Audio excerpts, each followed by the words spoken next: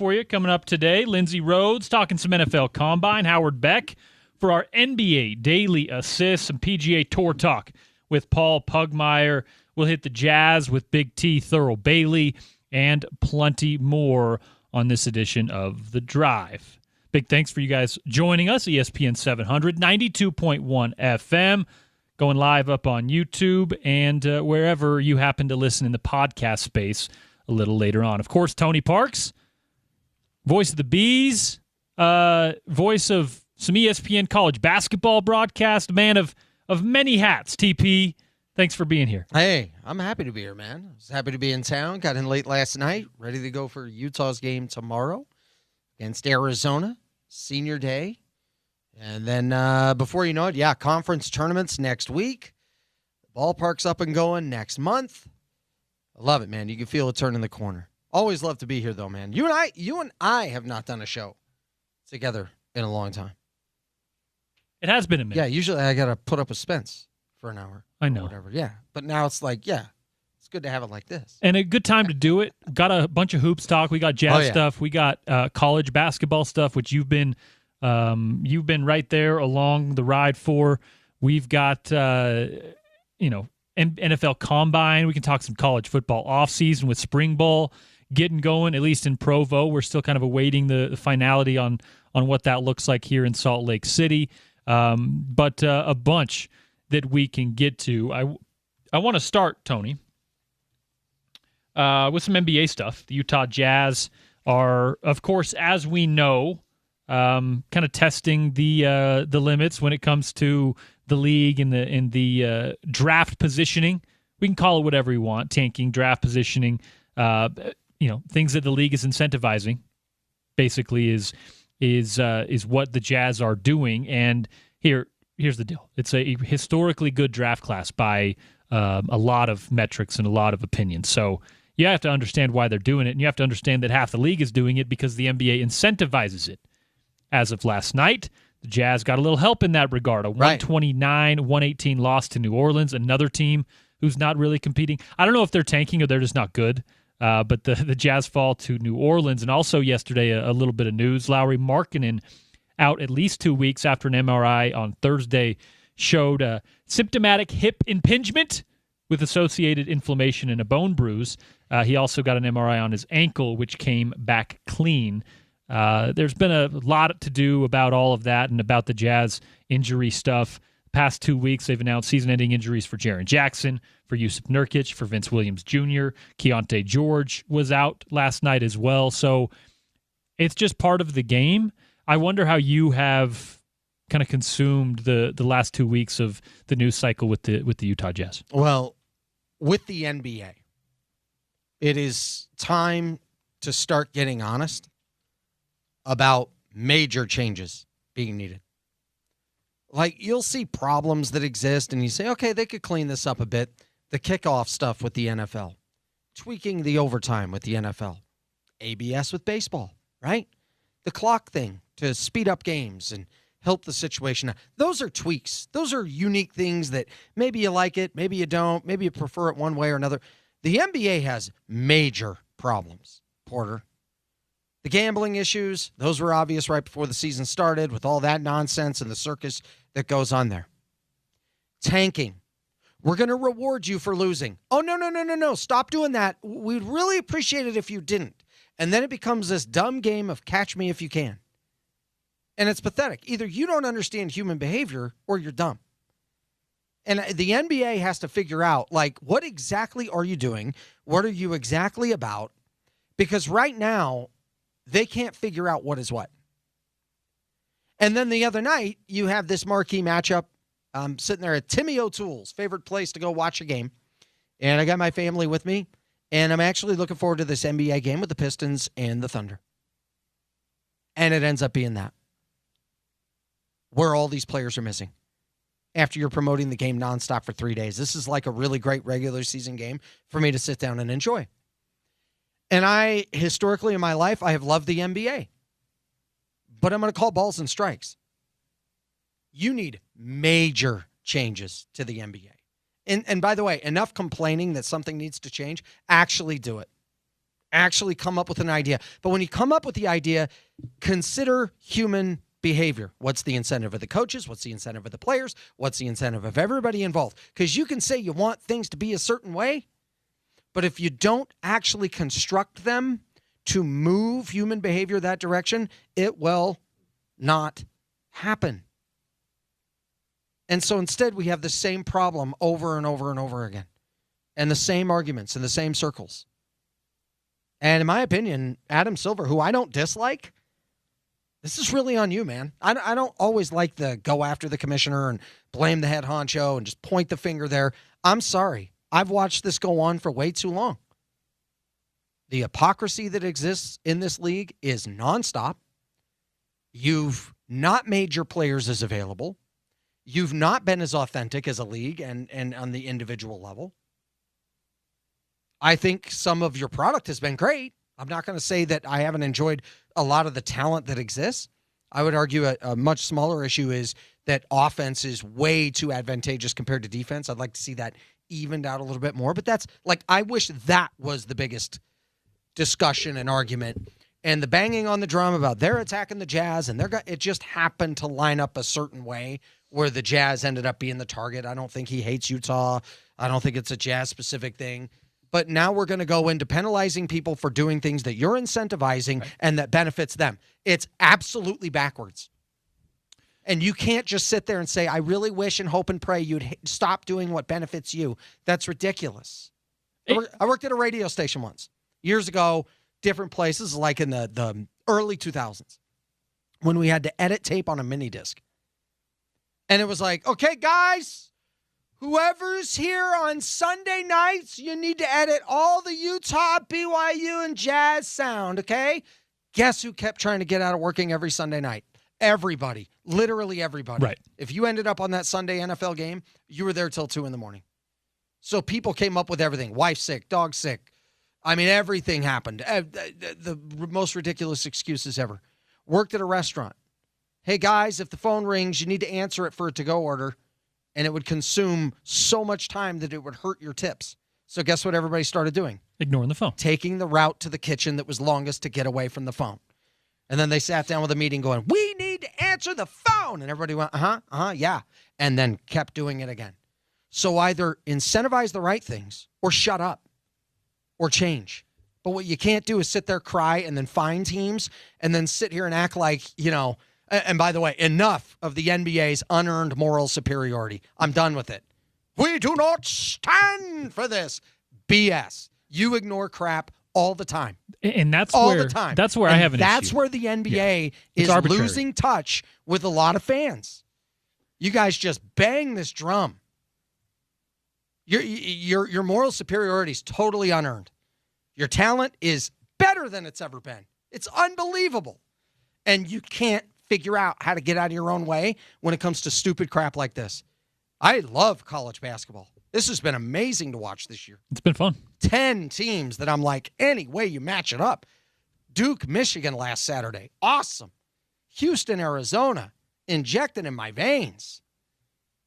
But here I go. I have Oklahoma City and Detroit. Weeknight. All right. Ready to go. Oh, it's one of those games.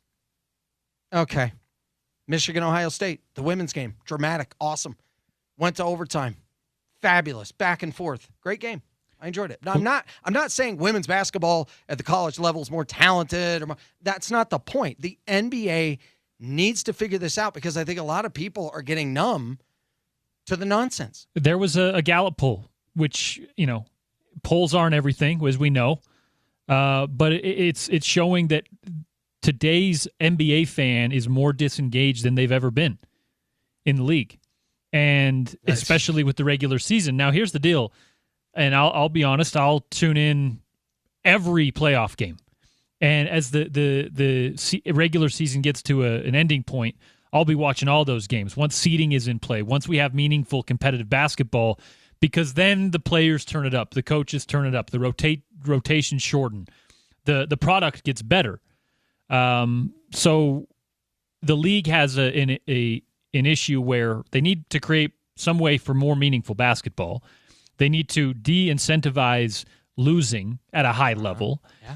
And they need to do it without being arbitrary. Because as we've talked about now, it gets really loud in this market because the Jazz are the team that got fined. The Jazz are the team that are seeing, a little bit of surveillance, if you will. Yeah, they should be pissed. And they should, but they should also be getting these punishments. Like, they are tanking, right? They are going out of their way to position themselves for the draft. However, so are the Washington Wizards. So are the New Orleans Pelicans. So are the Sacramento Kings. And on top of that, Tony, this is all coming at a time when one of the best players in the league in Kawhi Leonard and the richest owner in the league, the wealthiest owner in the league in Steve Ballmer, have some little backdoor deal for $20+ million circumventing the cap. Yeah. And it's just like, independent firm's going to look at that. Oh, yeah. Hands off. That's what I said. This unearned moral superiority where you pick and choose. And then you rewind a few months before that. Terry Rozier, the same independent firm that is on the aspiration case, whatever you want to call it, the same independent firm investigated Terry Rozier because betting partners alerted the NBA and alerted league partners that there was some oddities going on with Terry Rozier's play, right? This was a warning from betting partners to the league. The league hired an independent firm. The independent firm came in. They found no wrongdoing. No wrongdoing on Terry Rozier's part. And then the league, even though they knew about this, allowed Terry Rozier to be traded, allowed the league to change around him, allowed him to keep playing for some time. And then, of course, federal indictment comes down. Not only is it Terry Rozier, but we find out it's other players. They're like trying stuff in China before they bring it over to the NBA. Chauncey Billups, an active NBA head coach, is embroiled in a off-the-court gambling scheme. They tried to make it sound like he was only involved in that. But if you go and look at the on-court gambling schemes, there's also some Trailblazers connections, and there's also a co-conspirator that just happened to have the same length of NBA career as Chauncey Billups, the same teams as Chauncey Billups, all of the above. So the league is at a place now where they are really going after the tanking stuff. They're saying, we're putting our foot down. We're going to figure this out. But they're doing it arbitrarily, and they're doing it when a whole bunch of people around the ecosystem of the sport are not real stoked about some other things going on. Right. And to me, it comes off as, even though I do believe the Jazz should face the penalties for what they are doing, it comes off as punitive, and it comes off as like unfairly punitive, especially if you're sitting in this market watching it come down. And I think the league could do themselves a lot of favors by, just going based on their collective bargaining agreement. It's laid out in the rules. You can find these teams. You can do things about it, and you don't have to, as I've seen with Adam Silver time and time again, come up with some galaxy brain solution to it that changes the identity of the sport, that changes the identity of the association. An in-season gimmicky tournament that does nothing but pay the players a little bit extra, right? Now saying he's going to change how the draft works. Dude, why don't you just try, before you try to change how the league operates, why don't you try enforcing the rules that are on the book? How's that? Start there. You want to try doing that first? I know it's a crazy idea, Tony. No, it's just when the NBA, which I followed my whole life and loved it. Man, just watching that peacock light up on Sunday mornings with a triple header on NBC starting at 10 a.m. and going all the way through prime time. There was nothing like it, man. You just wake up, sit there, watch hoops all day, loved every second of it, loved the competition, loved all of it. It just lacks authenticity to a level I haven't seen before. The NBA is Eric Lindros. It's Carlos Boozer. It's Alex Rodriguez. Looks nice, sounds nice. It lacks authenticity, from the gambling to all this stuff with the random finding of teams. All of a sudden you're putting your foot down randomly at different points and different moments when you're clearly incentivizing a team to do one thing and then trying to deter them by attacking them for doing what benefits them. In every aspect, business-wise, it's backwards. And I think The hard part is when you lack authenticity to this level, you start losing the trust of a lot of people. You do. And I fear that the NBA, especially in the last handful of years, has really moved this direction. They need a wake-up call, and I don't know if Silver's either Adam Silver's not paying attention or he doesn't care. But if you really want all of a sudden to get this massive attraction back to this league, which is so good, never been more gifted, never been more talented, never had more saturated level of just pure talent, I think you need to change at the top. I just do. It's gone on too long. I've seen enough. And when it comes to all the explanations of it, like, I don't want to hear it. Right. They need a landscape, a massive shift. And it seems like Adam Silver is I don't know. He's putting an emphasis on the corporatization, on short form like internet hits.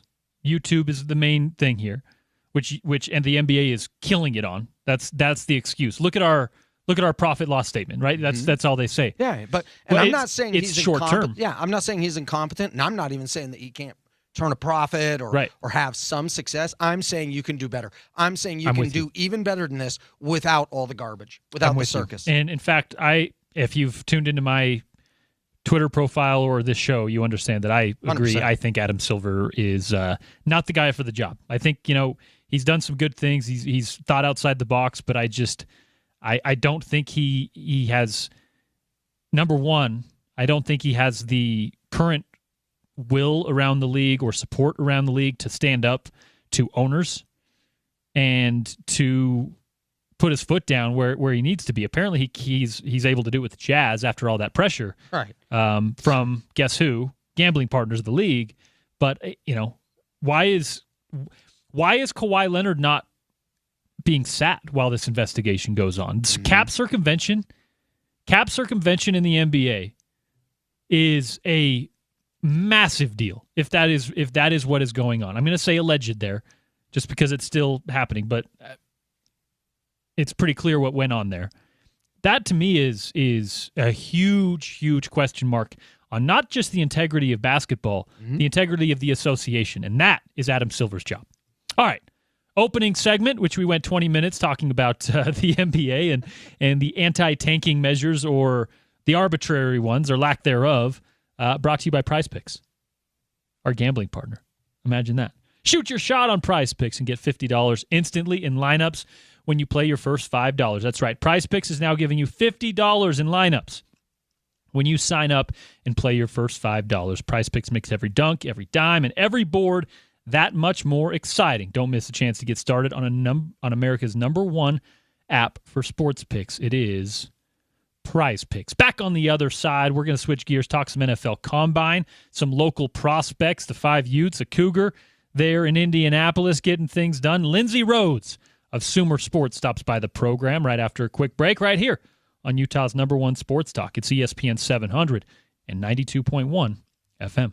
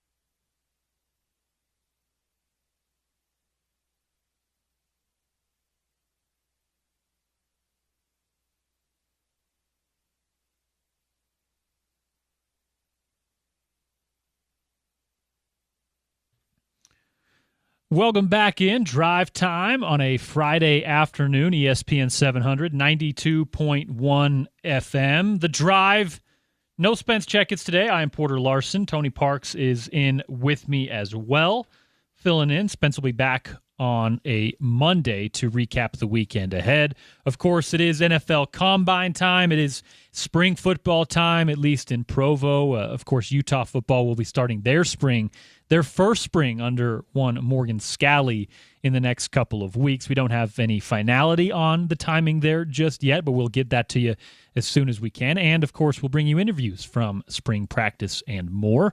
On the line for this segment, she was live in Indianapolis for the last couple of days. Our friend from Sumer Sports, Lindsay Rhodes, joins the program. Lindsay, how are you? Hi, I'm great. Thank you for having me. Absolutely. We appreciate you joining us. Appreciate the friends at Sumer Sports all year long. Let's start there.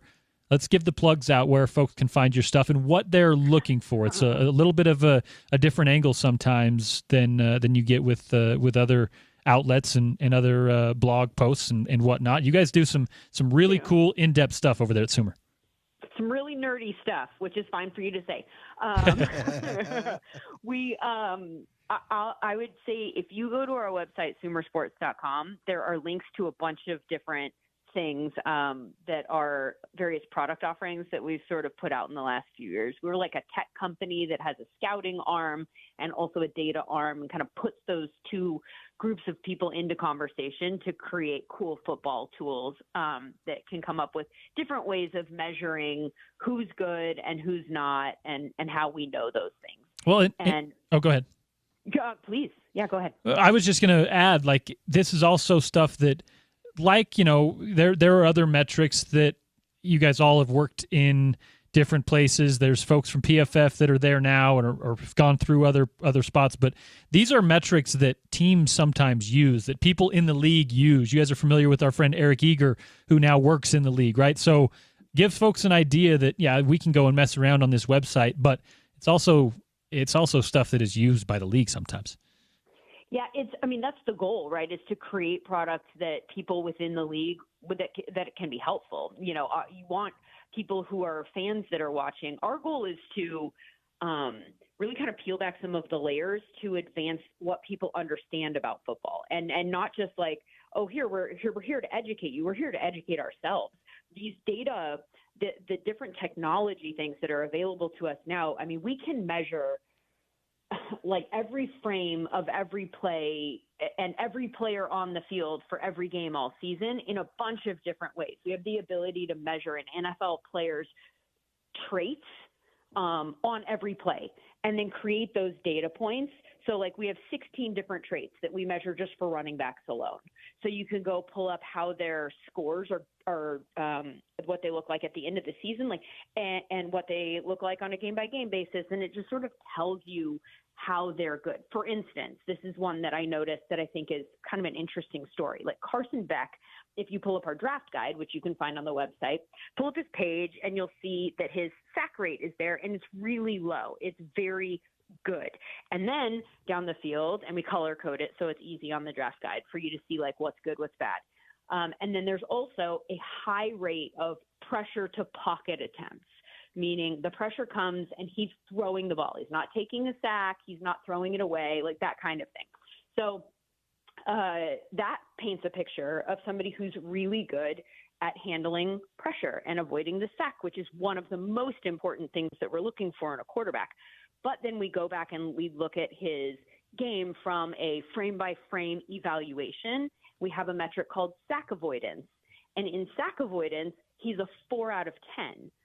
So why do those two numbers not match? Because sack avoidance is measuring specifically after 2 seconds from after the snap, what is the percentage of probability that there's a sack?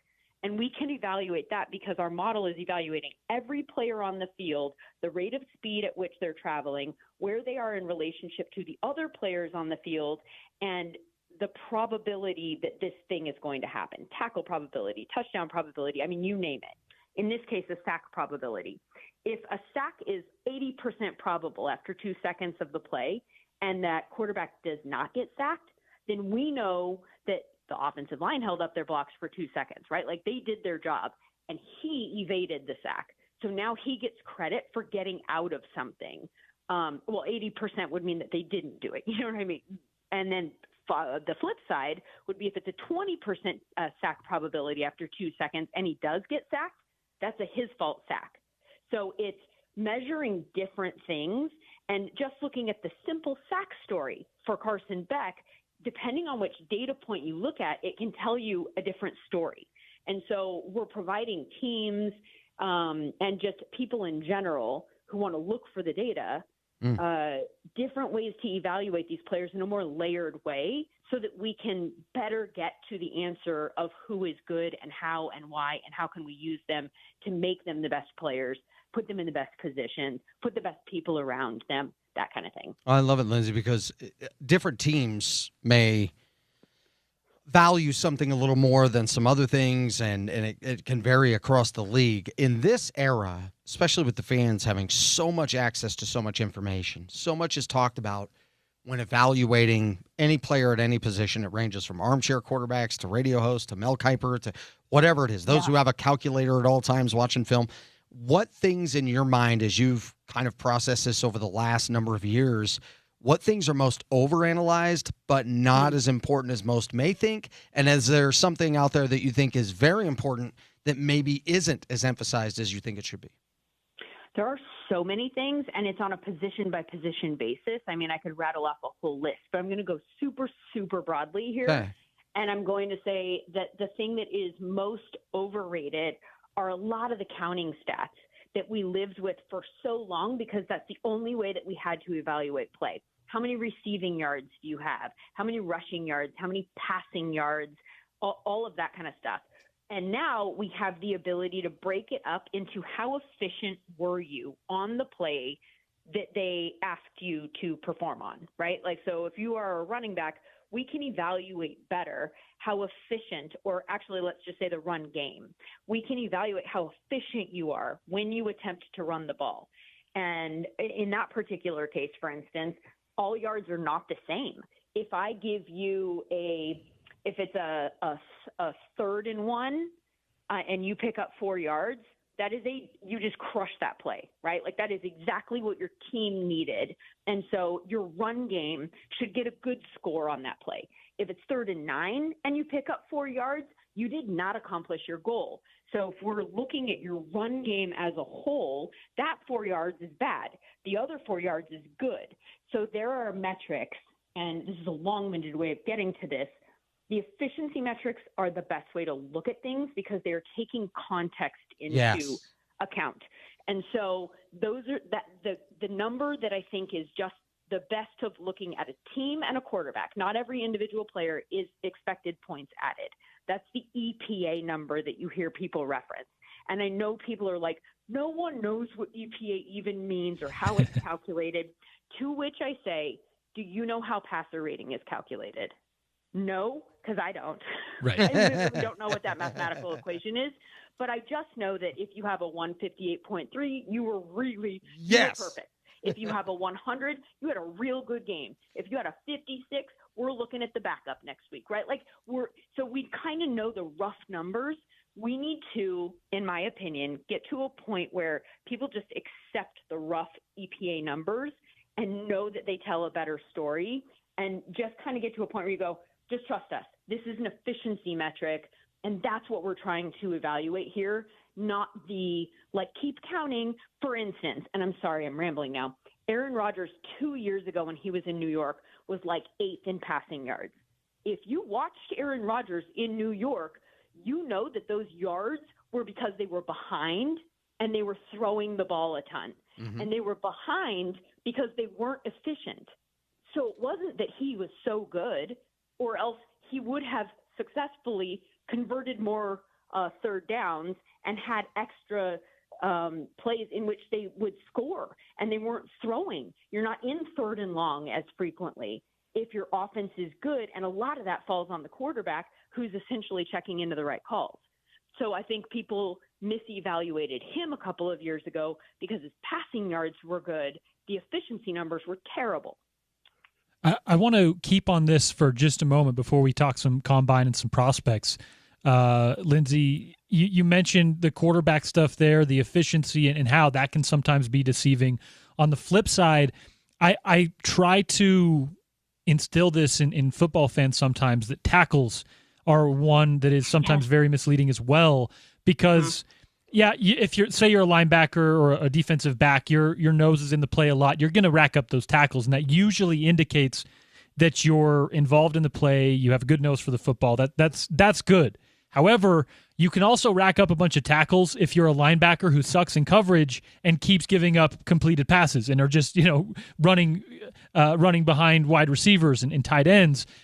Give me an idea how, on the defensive side of the ball, what metrics you guys use there, and how what I just laid out can kind of be explained away. Yeah, I'm glad you brought up tackles, because it's one of my pet peeves about, I'm very big into fantasy. I've done a lot of fantasy content in the past. It's one of my pet peeves about playing IDP fantasy, which is where you play with individual defensive players, because the metrics that they score there, like if you're trying to score points, tackles are way overvalued. And so if you play in that kind of fantasy format, you're drafting players who literally are not the best players in the NFL. We got to come up with a format here where we are finding ways to count for the best. The defensive players in the league should be the guys that you're drafting early and that are valuable in fantasy. Right. But like a cornerback, for instance, that's a tough one too, because a cornerback is somebody who you could be the best cornerback in the league and never get targeted. And that's why you're the best cornerback in the league. If you are a quarterback and you're dropping back and you're surveying the defense, and they look at the cornerback and go, ooh, not going there, he's got that guy locked down, that's a win for that cornerback. So in some cases, like Pat Surtain 2 years ago, he was almost never targeted. So the stats that we look at when we look at the best cornerbacks, like interceptions and stuff like that, those numbers are low.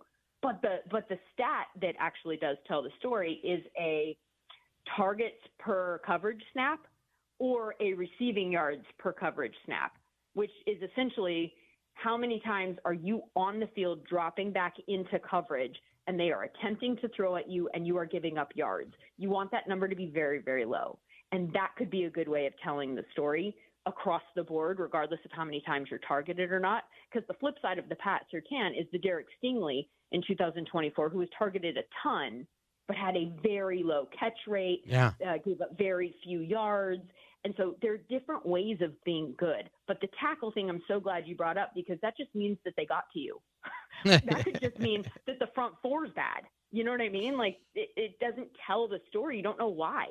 No, 100% agree. And Lindsay, look, I love football. I look forward to every Saturday and Sunday in the fall. During the other part of the year, I work in baseball every day, and I love it. And one thing I love in baseball is we have an official score. They charge errors. They list if a run is earned or unearned, all of those different things. And I love how they use their evaluation.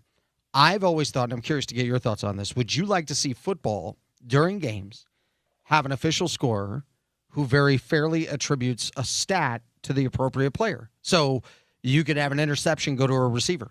It could go to a running back who did a poor job in pass pro if the QB got hit on the throw. Yep. A missed field goal could go to a holder or a long snapper. Like, there's obviously it would be a very complex, process on exactly what they were looking for in the criteria.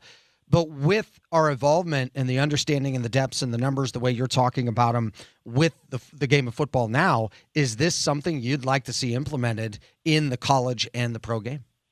Very much. And you don't even need the official scorer, because Yes. there are models out there that can do it. Yeah. Like, our model can literally do that for you.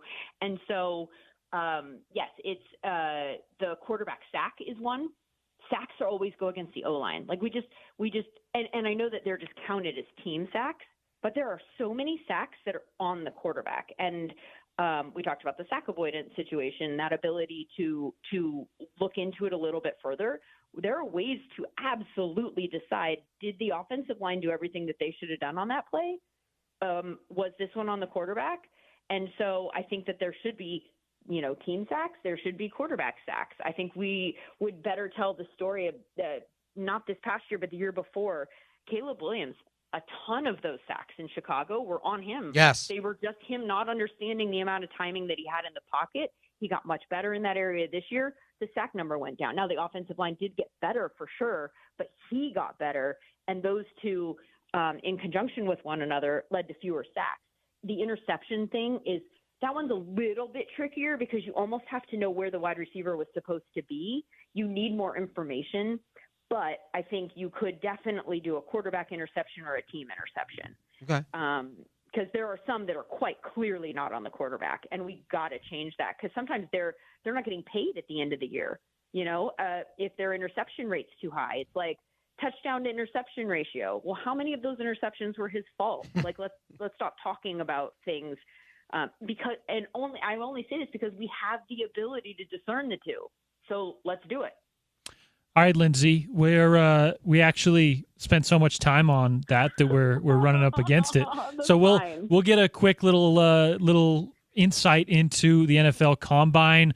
What at the Combine, you were there for a few days, for a product like yours, what is valuable there? It's all numbers, it's all testing, it's all this stuff.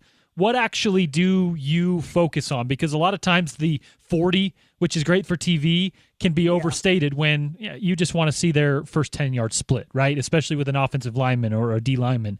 Give us an idea of what you guys are specifically looking at from Sumer when you get to the ground in Indy. To be honest with you, I don't know that there's much that we are looking for in Indianapolis because we have so much tracking data available.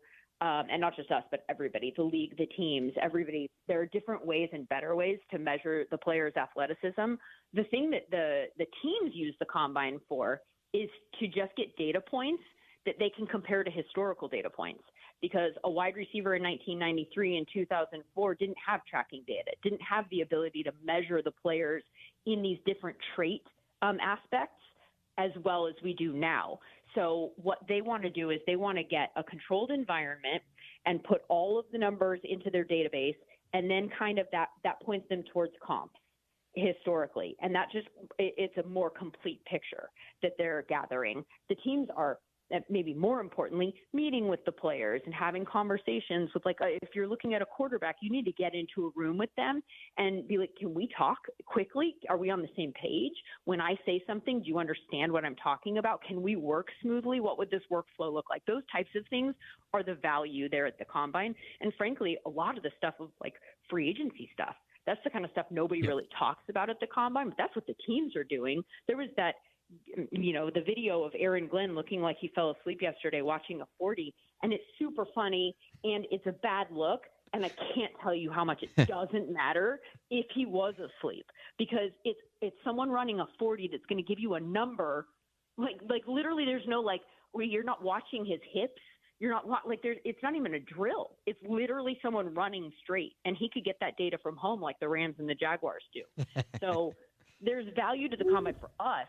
The reason we went there is to talk to everybody because everyone's there. So you're just collecting data about, like, where's the league going in this area? What do you think about this? How do you value this player? What should we be looking for that we're not looking for? That kind of stuff. That's the value for me. Yeah, having been involved in a few of the local players, like pre-draft process, there's maybe a few guys that don't have enough film or are trying to switch positions or very specific things. Maybe they have a red flag up that they want to take, address. Those are the only guys that really benefit from the NFL Combine. The rest of the stuff is, as you said, happens in meeting rooms. It happens in the film room, happens in interview rooms, and that's really the value of the team. Yeah, go ahead. I'll give you a quick name, and I know you're up against the end of the hour, so I'll make it really fast. Skylar Bell is a wide receiver who, in all of our advanced traits, and I will save you the time of going through it, but look at our draft guide. He pops. Like, he's real from a trait standpoint. He looks really dominant in our data, but he played at UConn. Right. So the level of competition is not high. You don't know what to make of that. So something like the Combine, when you're doing drills, you get a chance to see them right after the guy from the SEC, right after the guy from the Big Ten, right next to that guy. You kind of get a better feel for how they do against the competition that you can assess. Senior Bowl is good for that type of thing also. And so it's valuable for those types of players as well. A couple of local guys are projected to be early rounders. Spencer Fano, Caleb Lomu, two offensive linemen out of the University of Utah.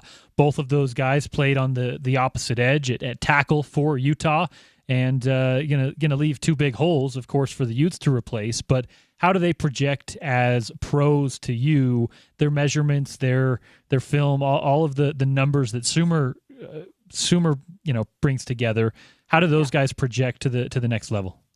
Fano is a very interesting guy in discussions this week, and I think Maui Noa, who is the other top offensive tackle, those two names are kind of linked a lot in draft conversations.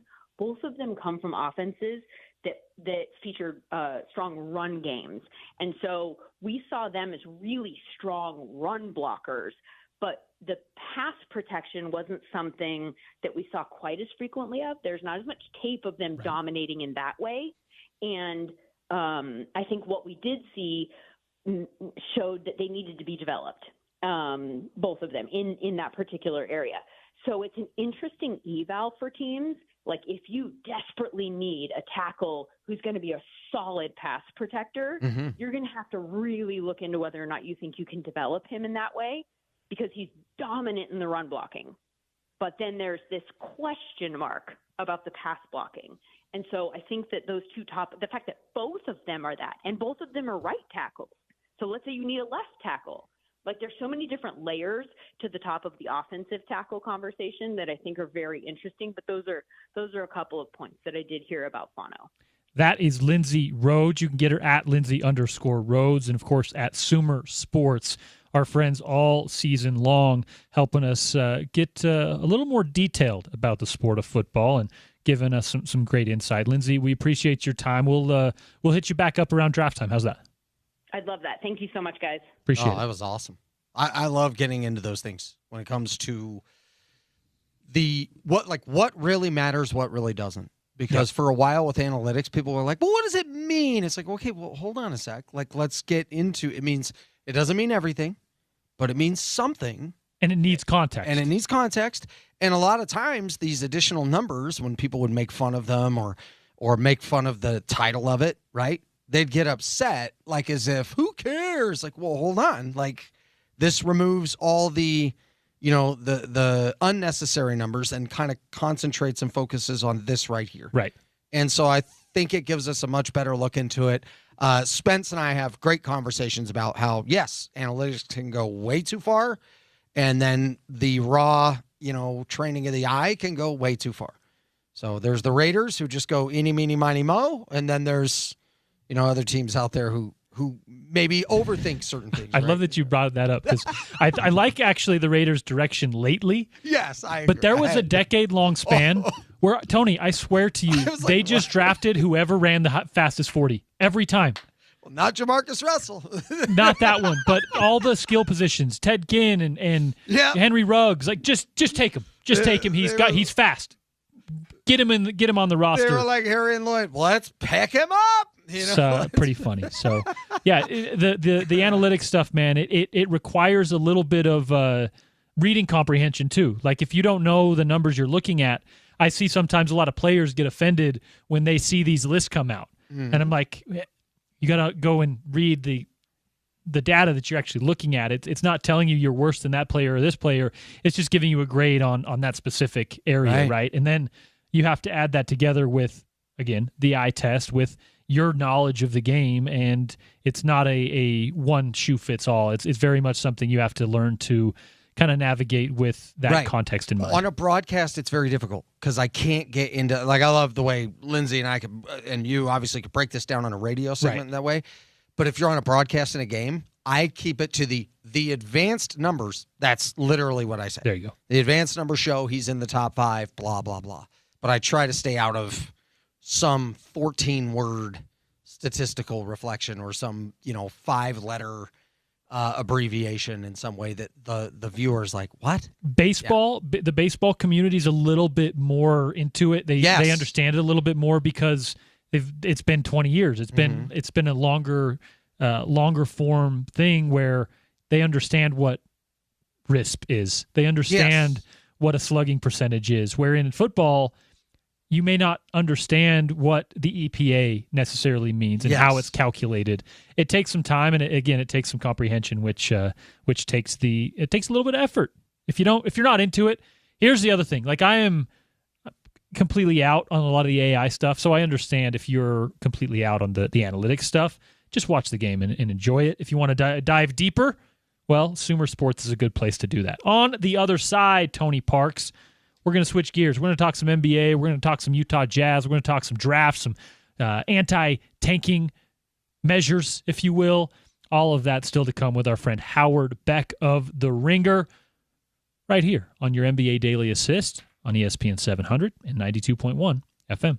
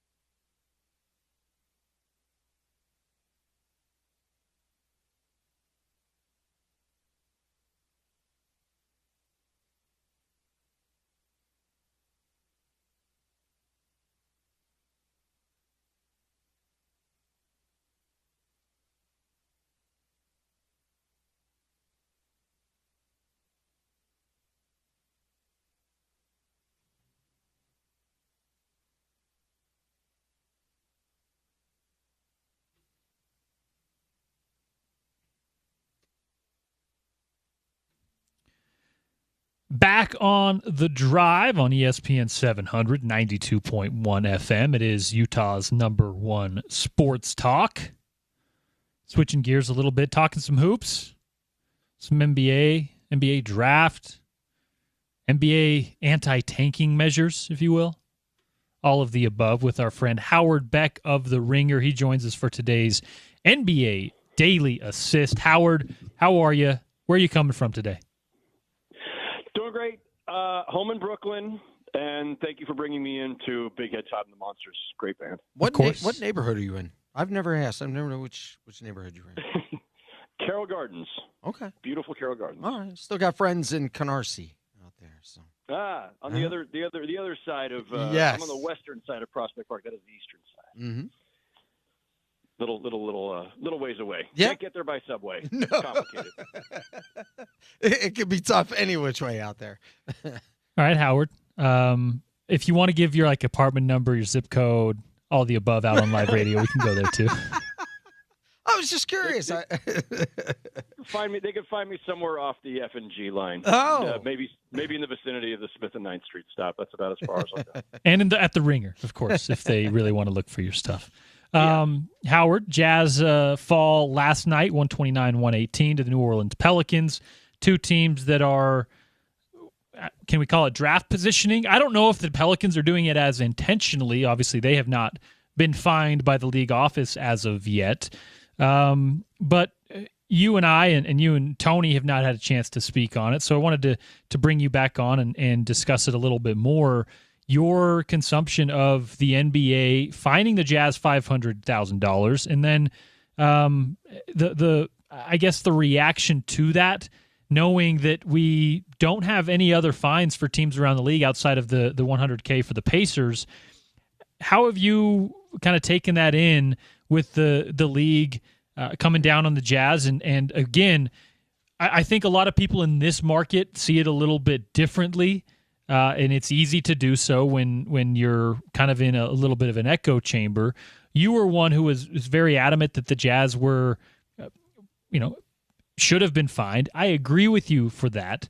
I'm still kind of waiting for something to come down about another team, and I guess it's the way the Jazz were doing it. Have you moved off of that at all? Are you expecting any other movement from the NBA league office? We've heard rumors of them adjusting the draft. We've heard rumors of Adam Silver, talking to NBA owners about that. Where are you at with all this a week after we talked to you about it last? So, lots to unpack there. By the way, real quick, the Pelicans are not tanking. They're losing, but they're not tanking because their pick is unprotected to the Atlanta Hawks. Right. So the Pelicans have zero to lose. They're just bad. They just can't get their you-know-what together. So they're losing the old-fashioned way and earning their lottery balls just by being inept. Listen, I get it. I've talked to people in every market at some point in my 29 years of doing this, and everybody has, aside from maybe the Lakers, every other market has some sort of persecution complex who thinks that they're getting picked on by the refs, by the league, by something. I would just ask, and I'm going to ask this rhetorically because I don't expect you guys to have an answer, but I would just ask rhetorically of your audience, if you think the Jazz are being unfairly picked on, why? Why does the NBA have it out just for Utah? I mean, really, how does this even make any sense? And the fact is, there are a lot of teams tanking right now. By the way, the Mavericks got fined a couple years ago, pretty heavy fine, as I recall, for tanking, in part because Mark Cuban said, we're tanking. And the league said, well, cool, thanks for making it as explicit as possible. We'll fine you for that, a very large amount.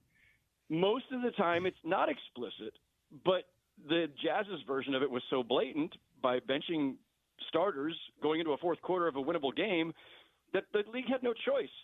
If somebody who wants to say that the Jazz are being unfairly picked on, find me the analogous example.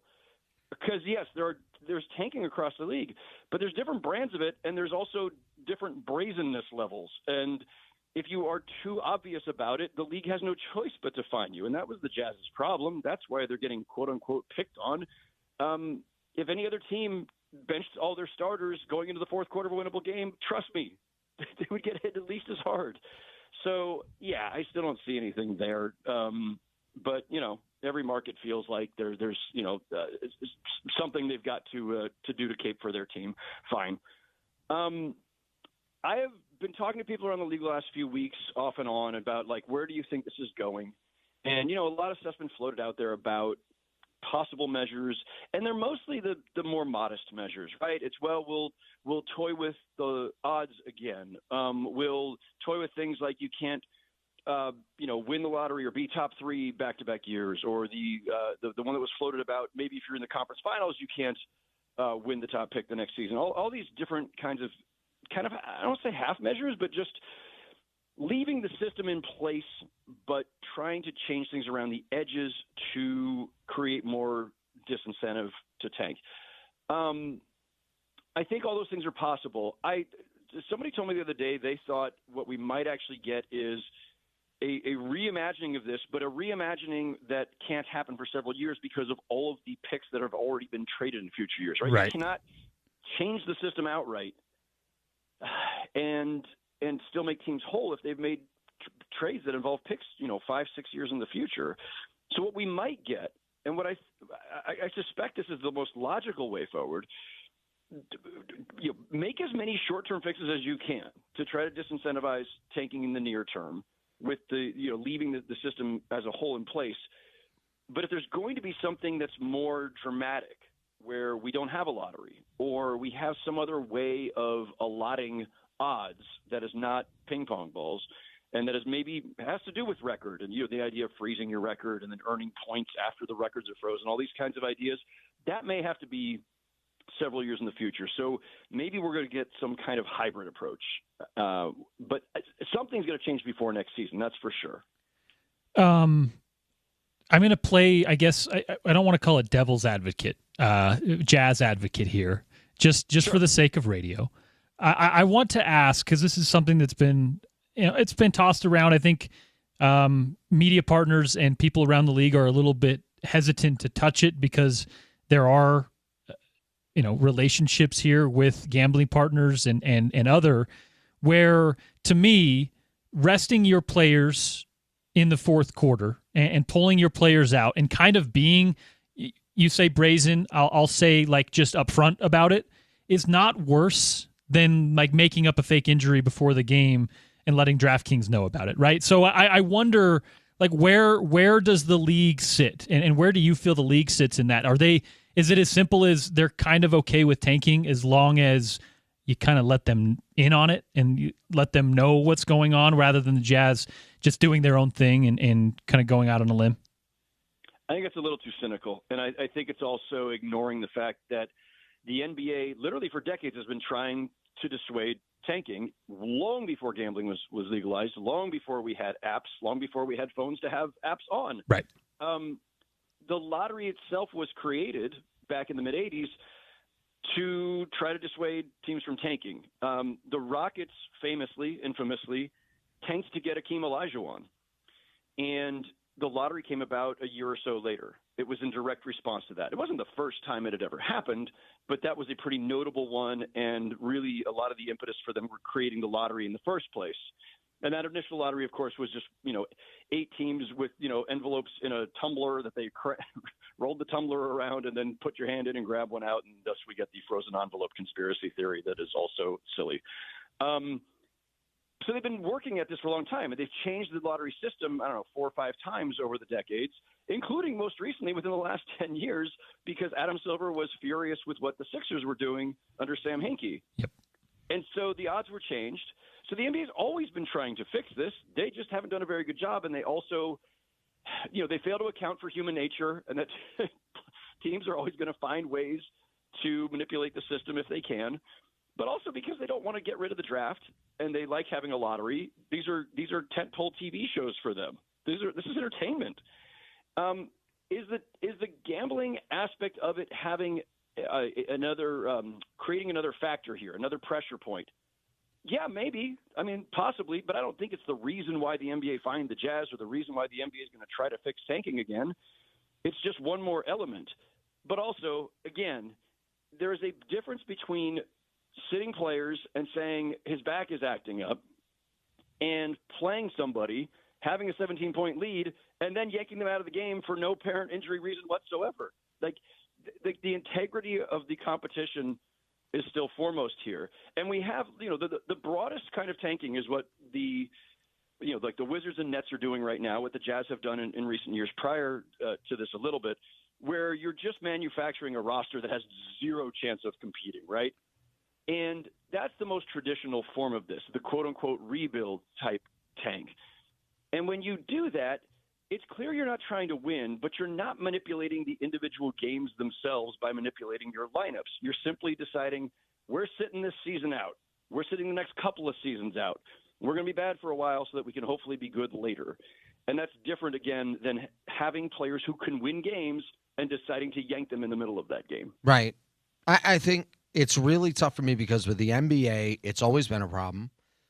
And they've never really been able to come up with a solution to fix the issue. I think it's tough because the NBA faces this weird dilemma about, okay, integrity is important and you got to go compete and we'll reward you if you don't compete.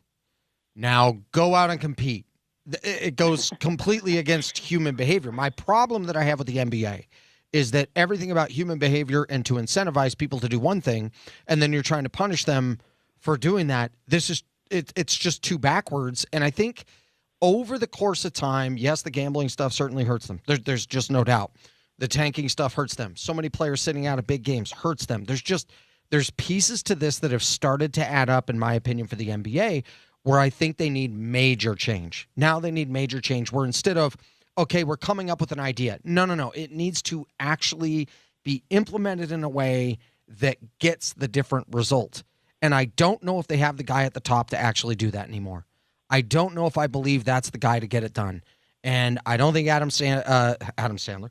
I don't think Adam Silver is incompetent. I don't think Adam Sandler is either. He's quite funny. But my point is, as much as I don't think everything he does is bad and horrible and awful, and I don't think he's an awful human being, I believe there has to be somebody out there who can do a better job at this to get this league and this game closer to maximizing what it's truly capable of, because the talent's never been better, and I think that they could be doing so much more. What are your thoughts on Adam Silver overall and kind of the direction of this thing with this league?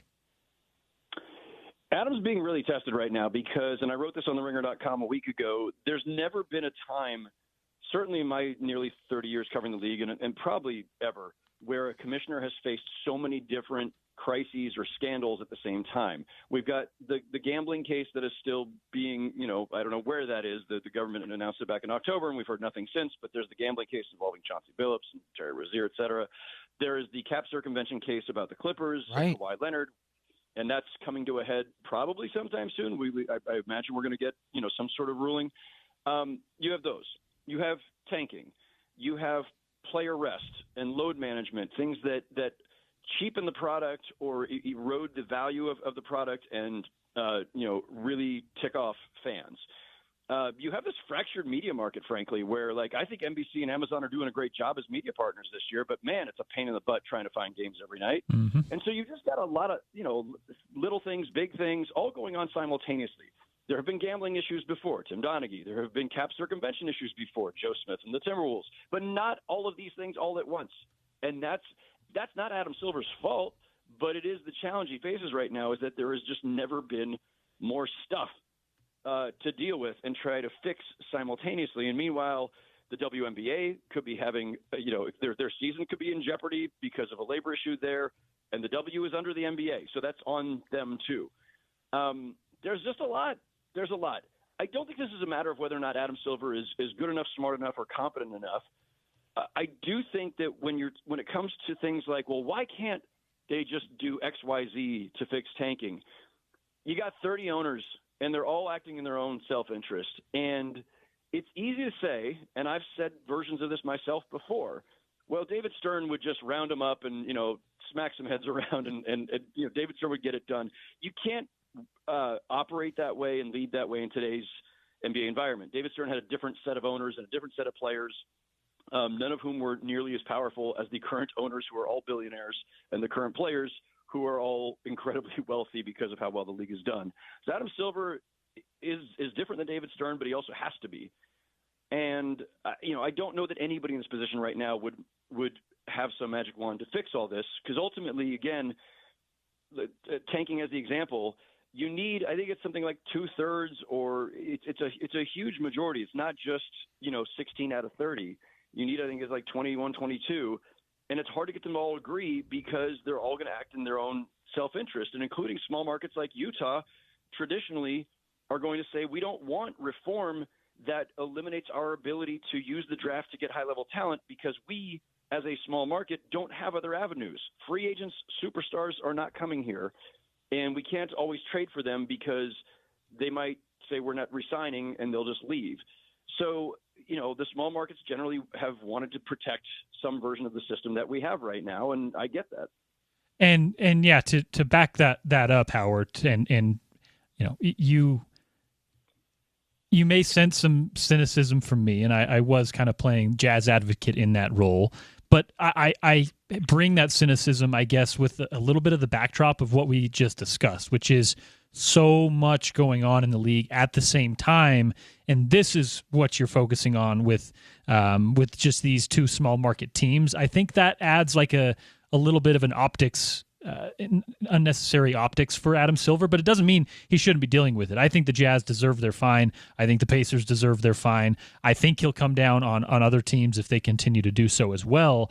It's the backdrop of what you just alluded to. It's a different time in the NBA. It's a different ownership group. I mean, just to highlight that, the owner that we're talking about who is under investigation for alleged cap circumvention, well, guess what he is worth? About as much as the National Basketball Association, right? It's a different dynamic than David Stern was dealing with, and I'm sympathetic to that with Adam Silver, but I also just think that the league being to this point a little bit hands off with the gambling thing. They found no wrongdoing with Terry before the feds did. They haven't done anything so far about the Clippers stuff, and I know the investigation is ongoing. But since they are to this point have been hands off, it kind of emboldens the persecution complex, which, as you mentioned, it very much is a complex. But I do think that's part of the backdrop there. So it's a lot to deal with for Adam Silver, and Godspeed with him in handling it. I think that an answer to the cap stuff and an answer to the gambling stuff in the near future would help that backdrop and that pressure kind of subside a little bit, and then you'd take the anti-tank measuring stuff in a little bit more stride, and folks in these markets would be more reasonable when they come down. That's kind of where my cynicism is coming from. Yeah, totally get all that. I think that I'm trying to decide, how to tackle all that. Like, I generally get why people are cynical about a lot of things about the NBA at times. And I do think that the reason I wrote the column I did a week ago about all these things is that so much of what we're talking about goes to their integrity, right? So, the gambling thing, it's not the NBA's fault that Terry Rozier or Chauncey Billups did what they did. And yes, the NBA is in bed with gambling companies, but even if they weren't, the gambling would go on anyway, and guys could still be caught up in these things. And Chauncey Billups' thing was like illegal poker games primarily. That's mostly what the case against him was. Well, that has nothing to do with the NBA. But still, it casts a pall over things. And tanking casts a pall over competitive integrity. And cap circumvention casts a pall over integrity within the league, right? Fans may not care about cap circumvention. They may think, teams are always going to cheat and try to find other ways to compensate players to lure them or keep them, but not at this scale as the Kawhi case, but also that breaks faith between the owners too. And it's like, if that's going to happen, and if it really is something where it's like, well, that's just the way of things, well, then just rip up the rules. And the NBA doesn't want to rip up the rules. The NBA wants to have rules. It wants to have integrity, and it wants to have credibility. And so when all these things are coalescing, yeah, I get it. Where if you're in a market where it's hard enough to win and to get high level talent as it is, and we're the ones being fined. Well, that's just the NBA. You can't trust anything anyway, right? Like I get why all that stuff kind of feeds into each other, but yeah, it's their job to win everybody's trust. That's part of the gig. Well, and that's been my worry. I love the NBA from growing up watching it. I love the game of basketball, and the last handful of years have really concerned me. I think there's a certain lack of authenticity that they could be capitalizing on. I think even down to I like what you talked about the fractured media partnership. I've known a number of media members, and I won't want to speak for you, but there's some other beat writers and stuff I've talked to in the league who say, man, I mean, it sucks when you take 2 or 3 hours out of your day to cover practice and you get 7 minutes of audio and you can't really get what you're trying to get to kind of get some stories out there and really cover this. They're far too often I see too many things where I go, man, I just feel there are levels here that can be so much better, and there's just some polishing that needs to be done. I mean, the gambling stuff's just like so large. There's no doubt. And then there's just other stuff that I think, I don't know, administratively, I think there's just so much more that now we need a landscape shift. We need a major change. And I know you've been around it. I know you love it as well. And so when you say they need to win their trust, I think it's been a just kind of slow erosion. And now all of a sudden it feels like it's sped up. Now, but to your point, I don't think they're picking on the Jazz. 3 of the last 5 NBA champions have been small market teams. I don't buy the hating on small markets. Most of the complaints about the NBA, I think, have been erroneous. But some of these recently in this way, with lacking authenticity, I think it's hurt the trust. And I don't know, from your perspective, how much it has felt the same way in all the ways that you deal with the league. Yeah, I mean, I think the league has a lot of smart people running it. I think Adam Silver has had a great run in terms of the leadership he's shown over the years, whether it's dealing with COVID, whether it was dealing with Donald Sterling, a bunch of other things. But it like sometimes it's just the atmosphere around you. Like sometimes it's just the challenges that a constantly changing media landscape and a constantly changing world around us present. It's some of this self-inflicted, or some of it just a benign neglect. They waited too long on things. Yeah. But my biggest concern overall, and this goes to every level of the NBA, is that they're doing so well in terms of just sheer revenue. They're at like $14 billion this season. It was at 10 only like 4 years ago. So just a massive sky that it insulates them from a lot of this stuff. And it's only when we're all talking about their integrity that they start to think, or even like the All-Star weekend, like, my gosh, I guess we got to fix All-Star weekend. And like there's they're insulated by the revenue. They're insulated by the money. The players are wealthier than ever. The owners are wealthier than ever. And I think it can numb them a little bit to some of the crises until these things explode. Yeah. They're the Clippers with Blake Griffin and DeAndre Jordan and JJ Redick and that group, where they're having enough success that they're not going to change, and they're leaving enough meat on the bone that there's enough to complain about and clear improvement that's needed. Yeah, it's something like that, right? like every time I'm not saying they're not having some success. Sure.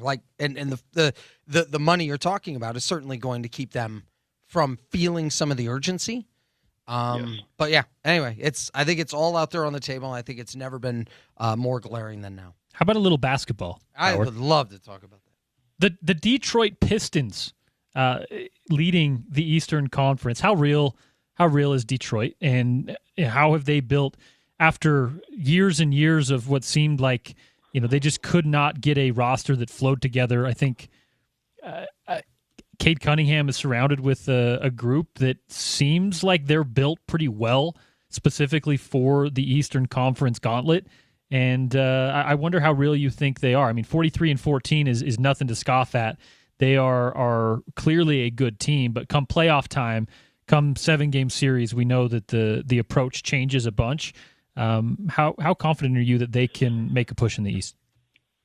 I'm pretty confident. They're the favorites in the East, and in fact, they don't just have the best record in the East. They have, at the moment, the best record in the NBA by a few percentage points over the Thunder. So that's as legit as it gets. They've been consistent from day one, and there are, if you want to make the case of why they either don't come out of the East or why they can't win at all, and look, I think winning it all is a much heavier task, right? Like winning the East is one thing, beating the Thunder or the Spurs or whoever's coming out of the West is another task entirely. But they're the deserving favorites right now in the East by virtue of their record and everything else. Cade Cunningham has been awesome. Great scorer, great clutch player, one of the best fourth quarter players in the NBA and one of the best crunch time players, and a great passer as well. He defends, and they're tough. They just play tough. Like, you see it in the spillover with the Hornets a couple weeks ago where, Isaiah Stewart comes unglued and he and Jalen Duren get suspended. But they're a super physical team and just incredibly tenacious defensively. They have some limitations offensively because they rely a ton on Cade Cunningham to generate scoring and generate open shots. We've all nitpicked them a little bit, especially after they got their butts kicked by the Spurs earlier in the week, that, hey, they need a secondary, shot creator. They need, more playmaking around Cade Cunningham. They could use more shooting. But the sum of their parts is fantastic. And in a year where there was no clear favorite coming into the season in the East, they have seized control. And I think they're the deserving favorites. Look, Jason Tatum may be back soon for Boston, and the Celtics may have something to say about it. The Knicks still have, a lot of talent. The Cavs have James Harden now, and, they're lurking there. I think any of those four teams could come out of the East, and I think it's some combination of those four in the conference finals. But the Pistons are the favorites, and they've got the ability to do it. They haven't won a playoff series, and that's the other thing you think about with a young team on the rise. And this goes to the Spurs too, where it's like these, the Pistons made the playoffs last year, lost to the Knicks in the first round in 6 games, but they played them really tough. They could have won that series. The Spurs in this iteration have no playoff experience at all, but both of these teams have been so impressive that I'm not sure the age part of it and the experience part of it's going to matter. How many teams can compete with the Thunder in the West? I think it's a 3-way race. I think it's Thunder, Spurs, and Nuggets. I don't quite believe in the Rockets. I think if there's another team that maybe cracks, that group, it's Minnesota. But that's pretty much the group. And as of right now, because the Nuggets have been so banged up and they're still waiting on Aaron Gordon and Peyton Watson, I kind of feel like it's Thunder and Spurs, but there's time. There's time left now for guys to get healthy. All right, Donovan Mitchell not playing tonight, but a great matchup, Cleveland-Detroit, as Cleveland has started to surge. What do you like about their chances to, change things in the East, and then what gives you pause? James Harden has I think elevated them in a way that Darius Garland could not, especially because Garland's been hurt. Obviously, he hasn't even played for the Clippers yet. And now Harden's dealing with a broken bone in his hand, so we'll see how that goes. And Mitchell's taking some time off. Like they're getting banged up at the wrong time here. But the Cavaliers have actually been. I was just looking this up earlier today. They've been one of the best teams since like late December. They got off to a really rough start where they were like 17-16 or something, but they've been great since then. And I think they're legit, but we all have doubts about the Cavs because they, tend to have these flameouts in the playoffs, as we saw last year, where they had the best record in the NBA, or second best record in the NBA, and best record in the East. I think 64 wins, and flamed out in the playoffs against the Pacers. And they were banged up then, but still, they have this tendency with this group to fade in the playoffs. Now they've swapped out. They had their core four of Harden, Garland, Jared Allen, Evan Mobley. They've swapped out Garland for Harden.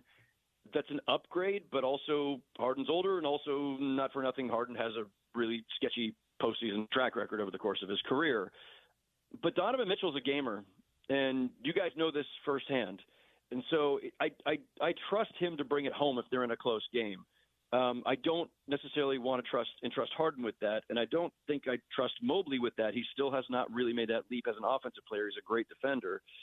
So, it's an interesting mishmash there of guys, and they've got some young guys like Jalen Tyson who's popped this season. I like what they've got. I like the pickups of Dennis Schroeder and Keon Ellis at the trade deadline. I think they've got what it takes, but I don't quite trust them as much as I trust, say, the Pistons right now, or even potentially the Celtics once Tatum's back. Yeah, with you there. And I think the trust for me, it where it really lacks is on the defensive side of the ball. Jared Allen, Evan Mobley, as you mentioned, are great, but with Donovan, with James Harden, with Sam Merrill, with some of their front court player or their backcourt players. I wonder what that looks like in the postseason, especially on the defensive side. Howard, we've taken up way too much of your time, and we've done so majority of it gnashing of teeth on the Jazz and the league. We'll talk more basketball as the playoffs approach. I can promise you that. Appreciate it. Thanks, fellas. Talk soon. Hey, you're the man. Appreciate it, man. Howard Beck. You don't get better than that. Of The Ringer for the NBA Daily Assist on this Friday. And yeah, I love that too. I am with him on the majority of that. I think that the league is in a position where in order to gain that trust back from, I don't think it's just this market, to be clear. I've seen a lot of people around the country not stoked about the unseriousness of basketball up until we get to like playoff time, not stoked about the fact that there are gambling scandals, cap circumvention. All of this is starting to snowball to a point where I think the league has to put their foot down, not just on the anti-tanking stuff, but also on the other really, really big issues facing the league at the moment. Yeah, everything. And the answer is not, again, this is part of my frustration as well, a gimmicky in-season tournament, more corporatization of the league, trying to get another ad here and there and here. Like that, right. That is not helping. That stuff is not helping. It's actually doing the opposite. So that is where my cynicism comes from. I don't think it's unfounded, although it is maybe at this moment, because of what's going on with Jazz, what's going on with the tanking stuff, it's maybe a little bit elevated. Well, the recent contributions are not an indication of commitment to fixing the problems. And that's been my issue with the NBA. So baseball did it with their timing issues they used in minor league baseball. And I'm like, well, what if they step off the mound? Oh, we just reset the clock. I'm like, you're not fixing the issue. You're just pretending to care about time. You're not speeding up the game. Then they implemented the actual rules they have now. Right. And then games go from 338 to 242. And you're like, well, there you go. So the NBA is like, hey, we're going to introduce this idea. It's like, okay, that's a contribution, but this isn't a commitment to fixing the real problems that are there. So that's what it's going to take. And I question the guy at the top, like I said, not because I don't think he's had some success, not because I don't think he's a competent human. I just think at some point this has become way too drastic, way too often. This has been the narrative all year. Something bad's happening every 15 minutes.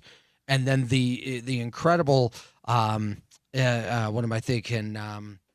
The incredible amount of drama, I guess, that has been all over the place is just ridiculous. And it's nonstop with this league. And so I want to see a change. As a commissioner of a league, you need to yes. You need to very clearly have the power of the league. Yeah. You need to very clearly be the boss. That's your job, right? That is the point of it. And it seems to me that the question of who is the boss in the NBA is kind of an open one now. Well, it's like with the Larry Scott nonsense. Every time it just kept getting worse. And it was like, okay, it's not that you're not making money. It's not that you're not having success, but you can clearly see there's an amount of growth here that should be there. There's not just in comparison to the other leagues. I'm just talking about, boy, the Pac-12 should be making more money than this. Right. Or this should be a lot better than that. Or there should be more access to this.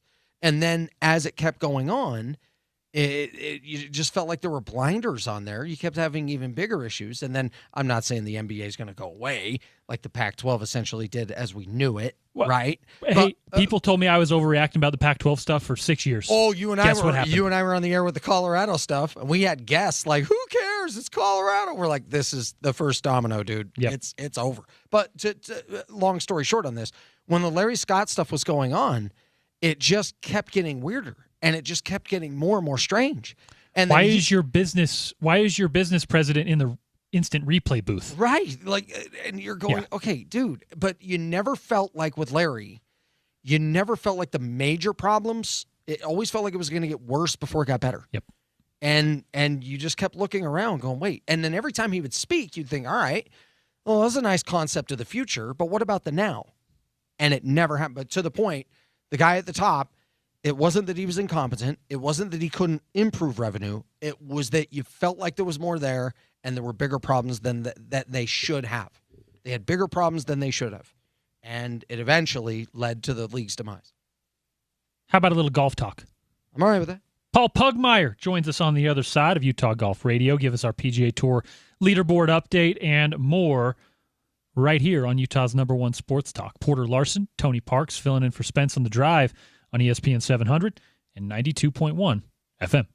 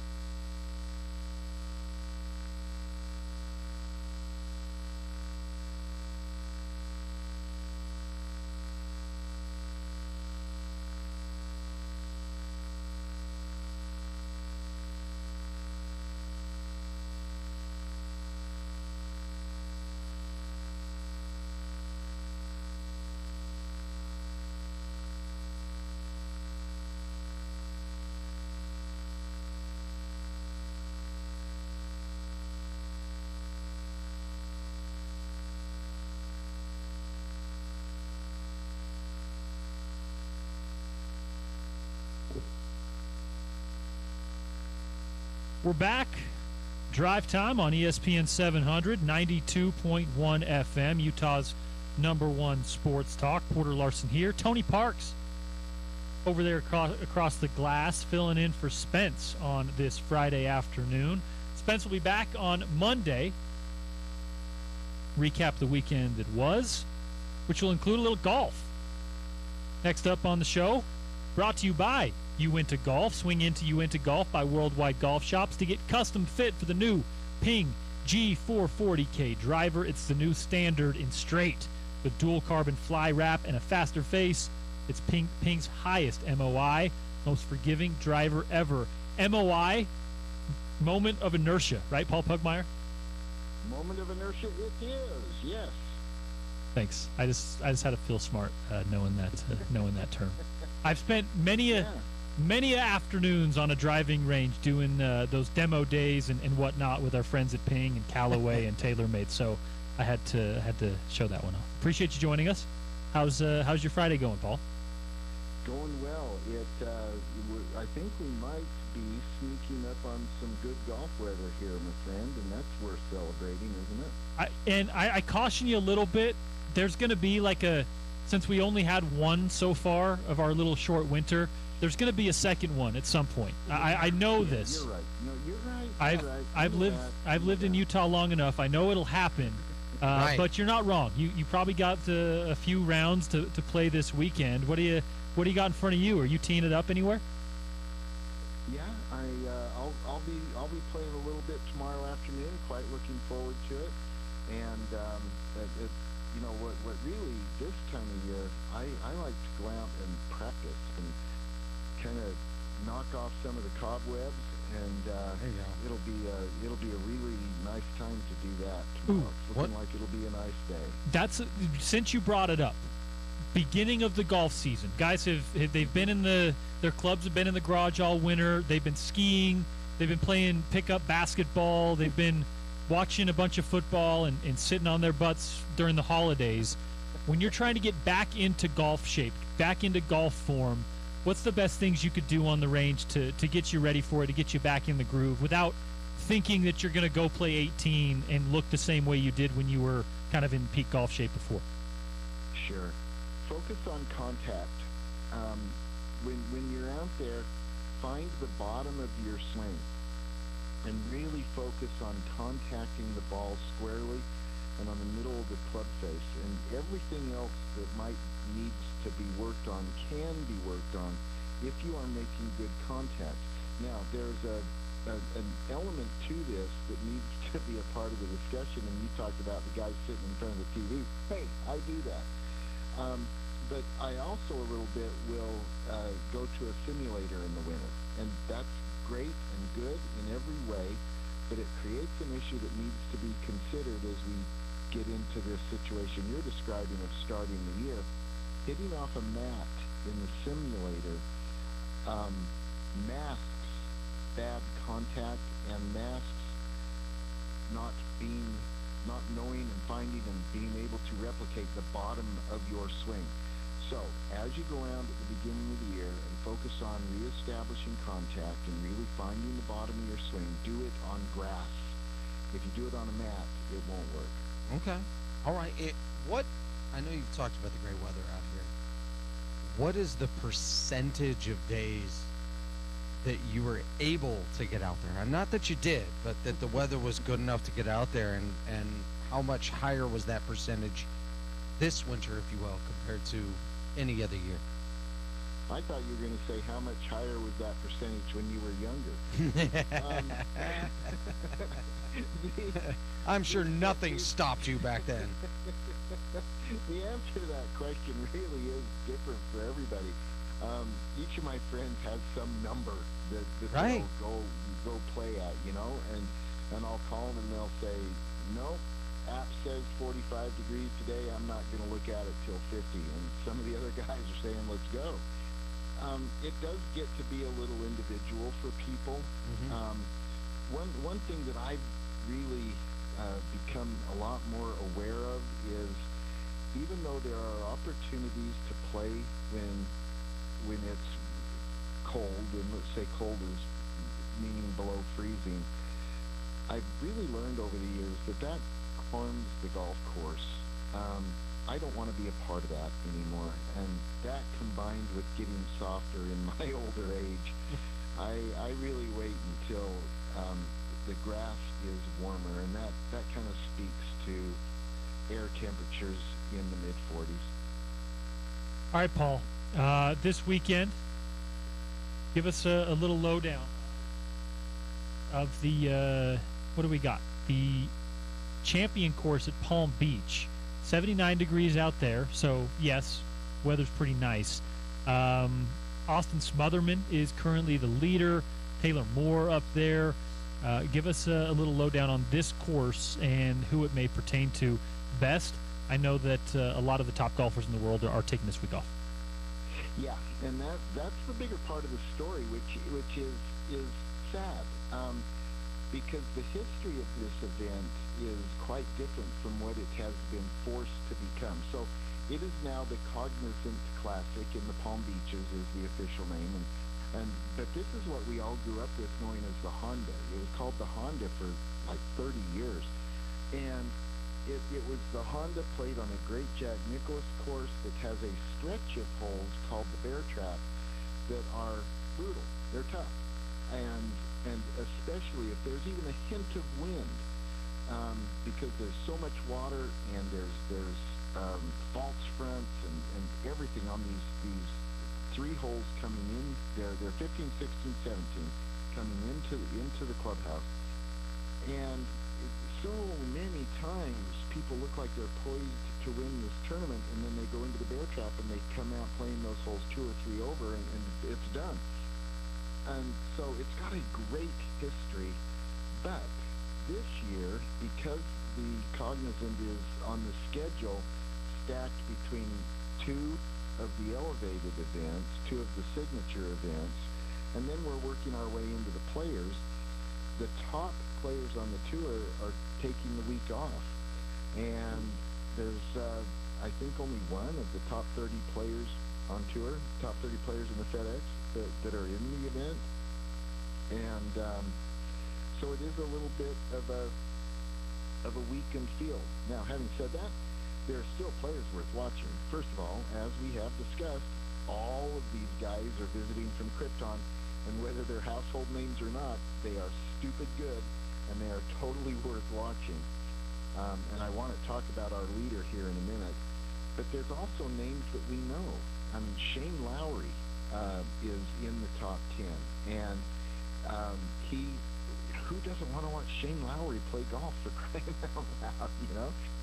And then we've got Michael Brennan, who's another shot back of the top 10, but he won at Black Desert last year, and so that makes him one of us here in Utah. There's also Jimmy Stanger, who grew up playing in the summers in Utah. He's from Florida, but he came to Utah, or from Virginia, I mean to say, but he came to Utah every summer as a kid because his grandparents live here. He's one of us. There are really good players that are worth watching.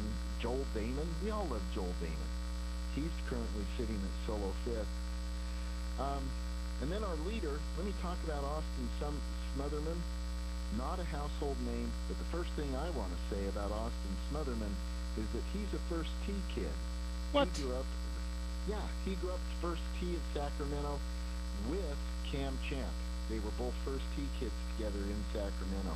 And so it's really fun for me, first tee guy, to see Austin Smotherman at the top of the leaderboard. Love that. Projected cut at even as of right now. What is your number going into the weekend where you say these guys are within how many shots have a chance? What is your usual number that you give us? 5. After 36 holes, you want to start as you try to figure out, okay, who's in striking distance, and you want to look at 5 shots back. And more times than not, nearly every time, there's always going to be exceptions. There's always somebody who's going to shoot 0 on the weekend and come storming back on Sunday afternoon. But generally, you go 5 shots back, and then the other thing you want to look at is how many bodies are there. For example, right now, 5 shots back takes us to 12 players. Okay, that's a little more than we'd like, but it's not something that can't be overcome for somebody who has a great weekend. Sometimes when the leaderboard is really congested at the top, you'll end up with 20 players within 5 shots, and man, that makes it really tough. So the guys within 5 shots as of now, and we're just about to head to the clubhouse. It's Austin Smotherman, your leader, at 11 under, Taylor Moore at 8 under, AJ Ewert at 7 under, Nico Echevarria at 7 under, and Joel Damon at 6 under. Those would be the guys you are looking at. Now, does that kind of hypothesis from you change at all with the bear trap you mentioned, with the way that this course can sometimes play? I mean, I go down to Mackenzie Hughes, who he shot a 75 yesterday. You would think he's done. He's out of it. Well, he comes back with a 65 today, and now he's not only going to make the cut, but he's 2 under. Yeah. And so, What a good question to ask, and yes, you are completely right that the bear trap changes the analysis a little bit. The other thing that needs to be included in this, the third element that I failed to mention a moment ago, is what kind of lead is there by the leader. If the leader, is 7 like Justin Rose had at the Farmers on Torrey Pines here a few weeks ago, well, nobody's going to catch him. Well, just last week, of course, this Jason Bridgerman, who won last week, he went into the weekend with a 5-shot lead. He had 6 after Saturday. Well, he ended up needing all of it, and he had to make a gutsy 4-foot putt on the 72nd hole to get his win, but he nearly choked all that away, all of his big lead away. But generally, if somebody has a lead, it makes it even harder for them to be caught. Right now, Smotherman's got 3 shots. That's not something that can't be overcome, but it's a climb. It's something that's really to his advantage right now. All right, I enjoy the Masters every year, as you know, as everybody does. And I know we're about a month away. Yeah. But I know we have the Players' Championship in a couple of weeks, the Arnold Palmer Invitational coming up next, all of that.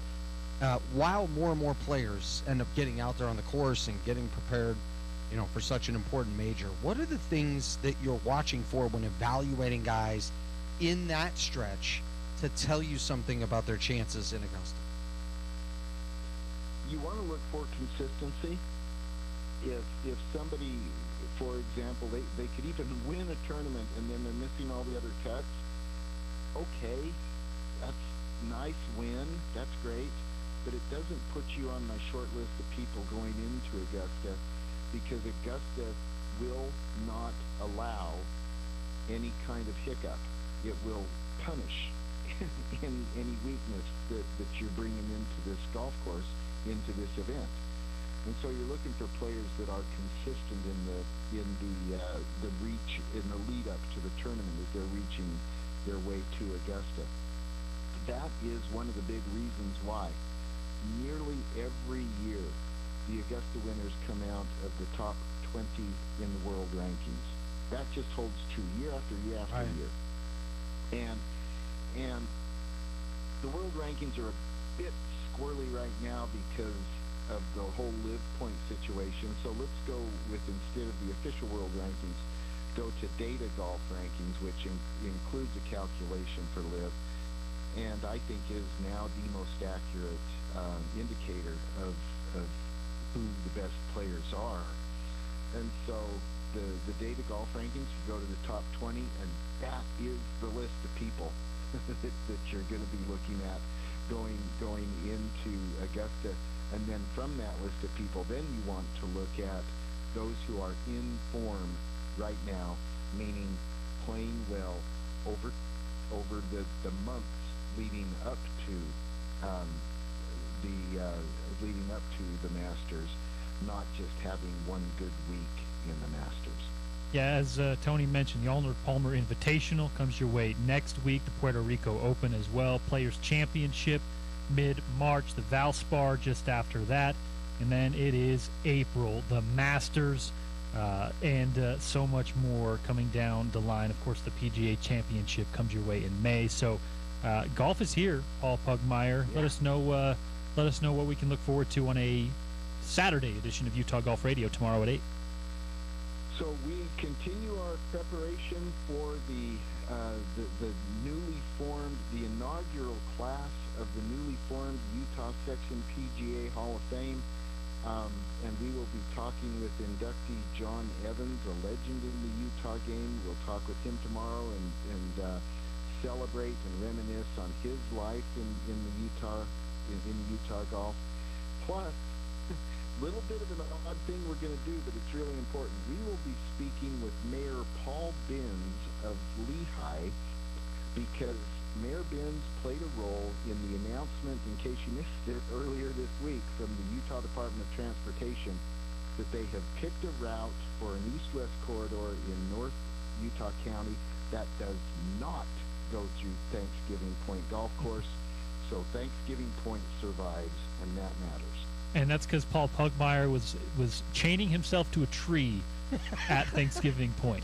They were not going to get through that. Yeah, Mayor Binns played a much bigger role. That candidly on the radio show and with some of our social media and our ability to organize, we did get some people to submit comments to UDOT, and I hope it made a difference. And I laugh, but I am not ruling out the tree story here from Porter. I'm just not. I've talked to you enough, Paul. I think Paul, well, I appreciate that. As a fellow tree hugger, Yes. I'm with you, Paul Pugmire. Appreciate your time. We'll point folks to your show tomorrow, and we'll chat again next week. Thanks, Paul. Thank you so much. Thanks, man. Talking some hoops on the other side. Always appreciate Paul's time, but it's time to flip over to Big T Thurl Bailey, a big friend of the program, a friend of Tony Parks and mine, and one of the best to talk some Utah Jazz. And we'll go from there on a Friday edition of The Drive right here on Utah's #1 sports talk. It's ESPN 700, 92.1 FM.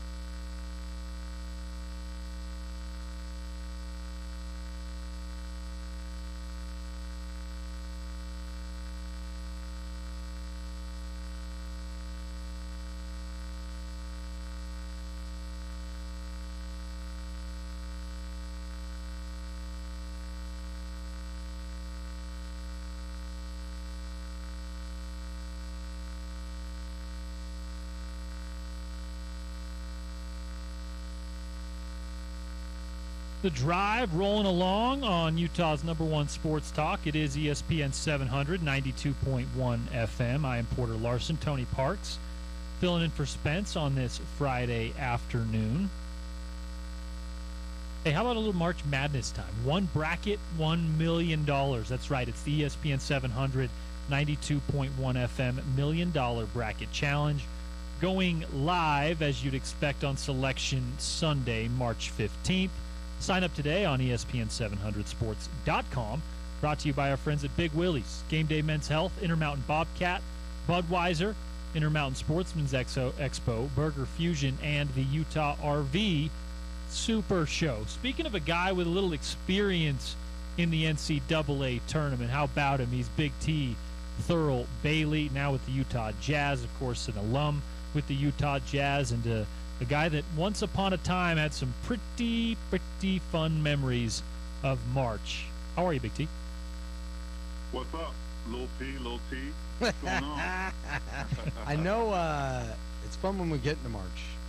You and I have had plenty of conversations about, the magical run in '83, all the documentaries, all the interviews. But when you get to this time of year, whether or not anybody brings it up to you, do you still feel a lot of the same emotions from something that was not just special, but truly once in a generation and maybe once ever that a player could experience?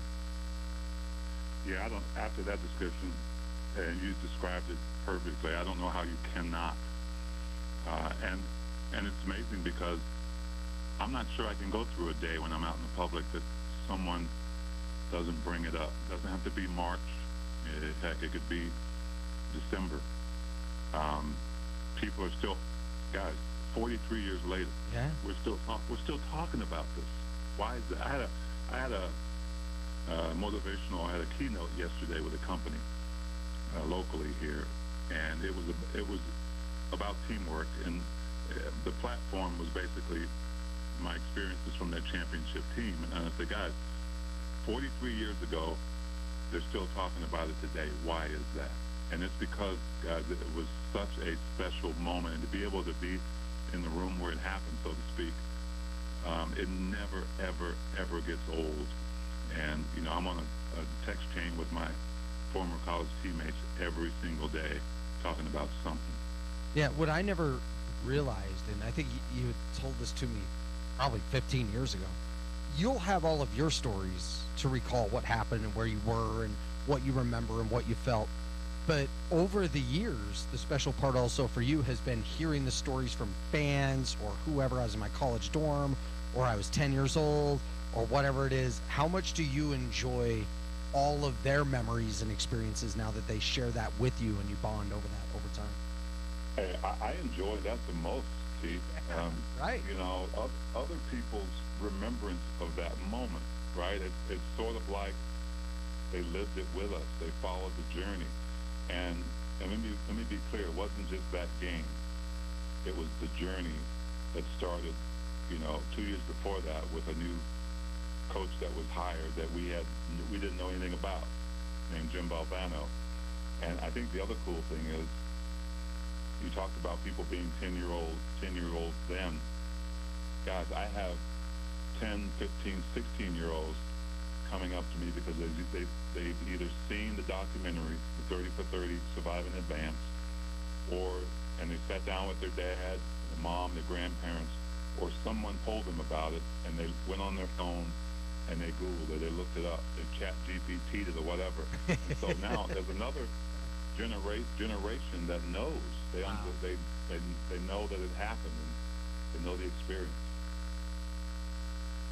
Thurl, switching gears to the pro side, of course, you're at a position with the Utah Jazz, and of course, have plenty of experience on both sides of the aisle here.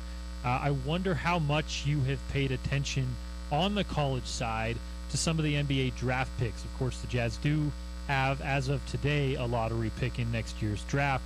Carlos Boozer's son, Cam, is a look there. AJ DeBonsa, a local kid here.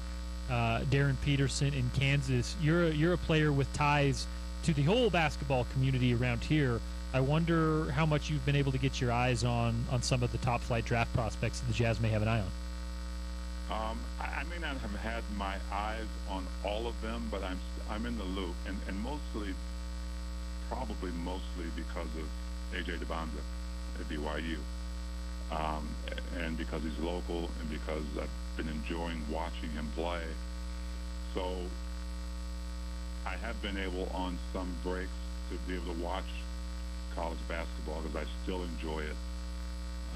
So yeah, it seems to me like everybody else, this is going to be a powerful, powerful draft, and there's going to be a lot of really great young players coming out of it.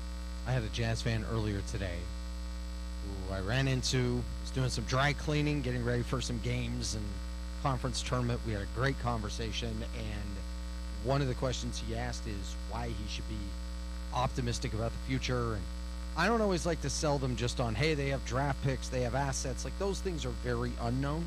So I can point that out. But the biggest thing I like to go into is I had the chance to see the work of Coach Morrison and Woj. I had the chance to see the work of Will Hardy up close.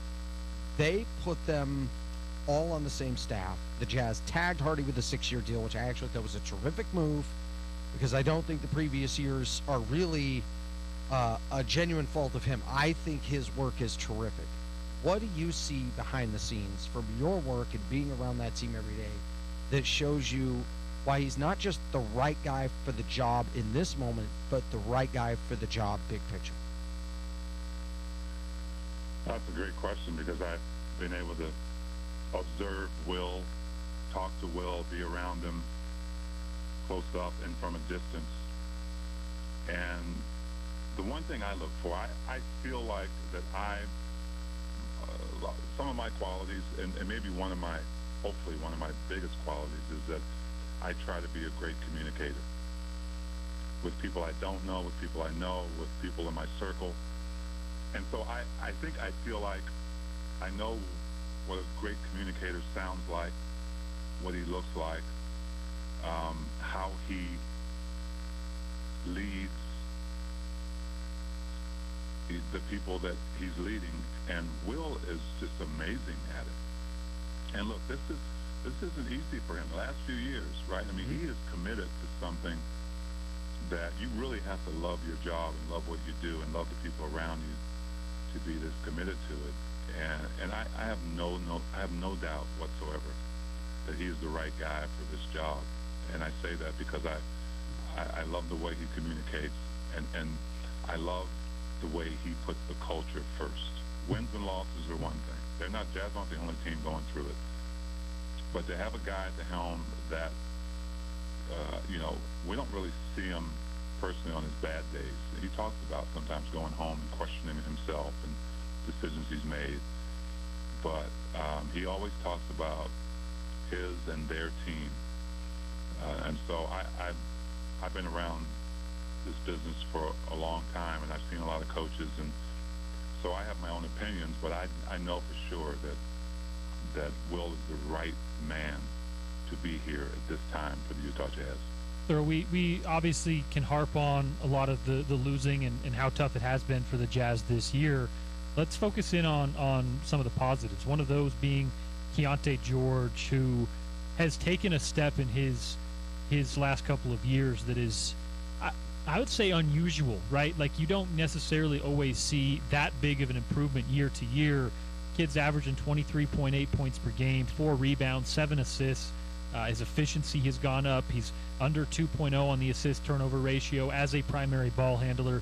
I mean, he's just been above and beyond what a lot of people have expected. And I wonder, from your seat, up close and personal, how much of that has been due to him being asked to do more on a roster with less and with a bunch of injuries, and how much of that is something we can still expect going forward? Well, I think a lot of the reason is the person we just talked about before him, and Coach Will Hardy. And so I think when you have a head coach that is honest and can communicate the needs of the team and how a player can give his most and his best and what he needs to do to improve, not just game-wise or physically, but from the neck up. and these players are coming in so young these days, guys. It's a mental task, because wherever they came from, they were the best, right? They were the best and surrounded by people who were probably telling them every day they're the best. But when you get to this level, it's especially at that age, it is a major transition for all these young players. I don't care what your draft number is, how high you go or how low you came in the draft as. It's a transition. It's something to get adjusted to, and Keontae felt that last year, and we saw it. Being on the road with them and communicating with Coach and also with Keontae. But I think the bottom line is the work he put in himself, because nothing's going to change unless you accept the fact that you've got to change some things and you've got to commit to it, and that's what Keontae did. And most players don't flip the switch that quick and the bright light comes on, but he did. Mm-hmm. He did. He talks about it wasn't just about basketball, his mental state, how it wasn't just about him. So he reached out and got advice, and he became a leader this summer. And so I think that's what you're seeing is a player who wants to be great, and he's willing to do what he needs to do to get to that level. I know you played for a Jazz team many moons ago that won its division right away. It was a 45-win team, which is, I know that's not terrible, but it's not the same thing as getting up to 55 wins, threatening for a conference final, really pushing the Lakers, things like that. At what point, as the teams you were playing for were evolving to become a winner, at what point did you feel where you saw the indicators that helped you believe they could go for being this cute team that's tough and gritty to being a serious threat at some point? My past teams? Yeah. When you were around the league. Yeah, when you were around the league. Oh, well, when I first came to the Jazz, before I got to the Jazz, and this is in no way saying that I was the difference. Come on. But yes, you were. Yeah, they were. And so, as an organization, you've got to make decisions. You've got to make moves. You've got to draft players you think will fit. And I was fortunate enough to be that 7th pick for the Jazz. Now, I was a rookie as well. I stayed 4 years in college, so I came in with some maturity. But I came into a new job that I knew nothing about. Right? I knew nothing. I knew about basketball. I didn't know about that level and what it would take to be a consummate pro and go out every night. So I had a lot of work to do, and I had a lot of help on that team from guys like Mark Eaton and Griff and Ricky Green and Coach Frank Layden and his staff. So, yeah, it was a transition, but we made that year you just talked about was my rookie season. Mm-hmm. First season we made the playoffs, and so I didn't know the Jazz when we were at our worst, but I heard a lot about it. And from that point on, the Jazz made the playoffs pretty much every season I played for them. And they, of course, they drafted John the next year, and then Karl Malone the year after. But I'm not sure that past NBA can be compared to this one, because this is such an impatient league. It has impatient players, it has impatient owners, patient GMs. Teams want to win. Jazz have probably been, one of the more patient teams, and they've taken, some hits for it with losses. But you won't get, I don't think you'll ever get a commitment from a couple of guys like John and Karl to stay, and Jerry Sloan, to be in a program that long, to be patient enough to get to the highest you can get, which was the NBA Finals. So, yeah, as you get older in this league and become a vet, you understand that it's a very young league, and so there's a lot of talent out there. And I believe, guys, nowadays it isn't about superstars as much as it is about having a couple anchor players and then role players who are willing to do the dirty work on the defensive end and then play their roles offensively. Well, Thurl, you certainly were a big piece of the Jazz turnaround, as was Mark Eaton, Karl Malone, those guys all in the front court. And it does seem like that's going to be part of the Jazz's attempt at a turnaround this time around. Walker Kessler, Yusuf Nurkic, Lowry Markin, Kyle Filipowski, now Jaren Jackson Jr. Although Ace Bailey's more of a wing, he's 6'10 plus, so he can be kind of included in that as well. How do you see the Jazz navigating what right now is a little bit of a log jam in the front court? A good problem to have, but also something that may require some tough decisions in the offseason. If there are people listening to what you just described that aren't excited, I mean, y'all need to do something, because that's just exciting to me. Yeah, I know it's coaches have to make decisions, and you've got a really good group to anchor there, and it really changes the game, not just for the Jazz, but to have those kind of assets and to have that kind of, I call them the Wasatch front court, to have those kind of assets and be able to change the game with size and be able to do a lot with it. So I'm so excited, and I think that those moves, at least when you talk about Jaren Jackson Jr., you don't make a move like that unless you're saying, okay, we've got a huge piece here, and we are ready, to take that. We still have assets as well. So now we are ready to take that next leap and, one, get back in the game, get back to the playoffs, and then see how well we can do. But that's just exciting to me. And I know that Jazz Nation has been patient. Some have been frustrated.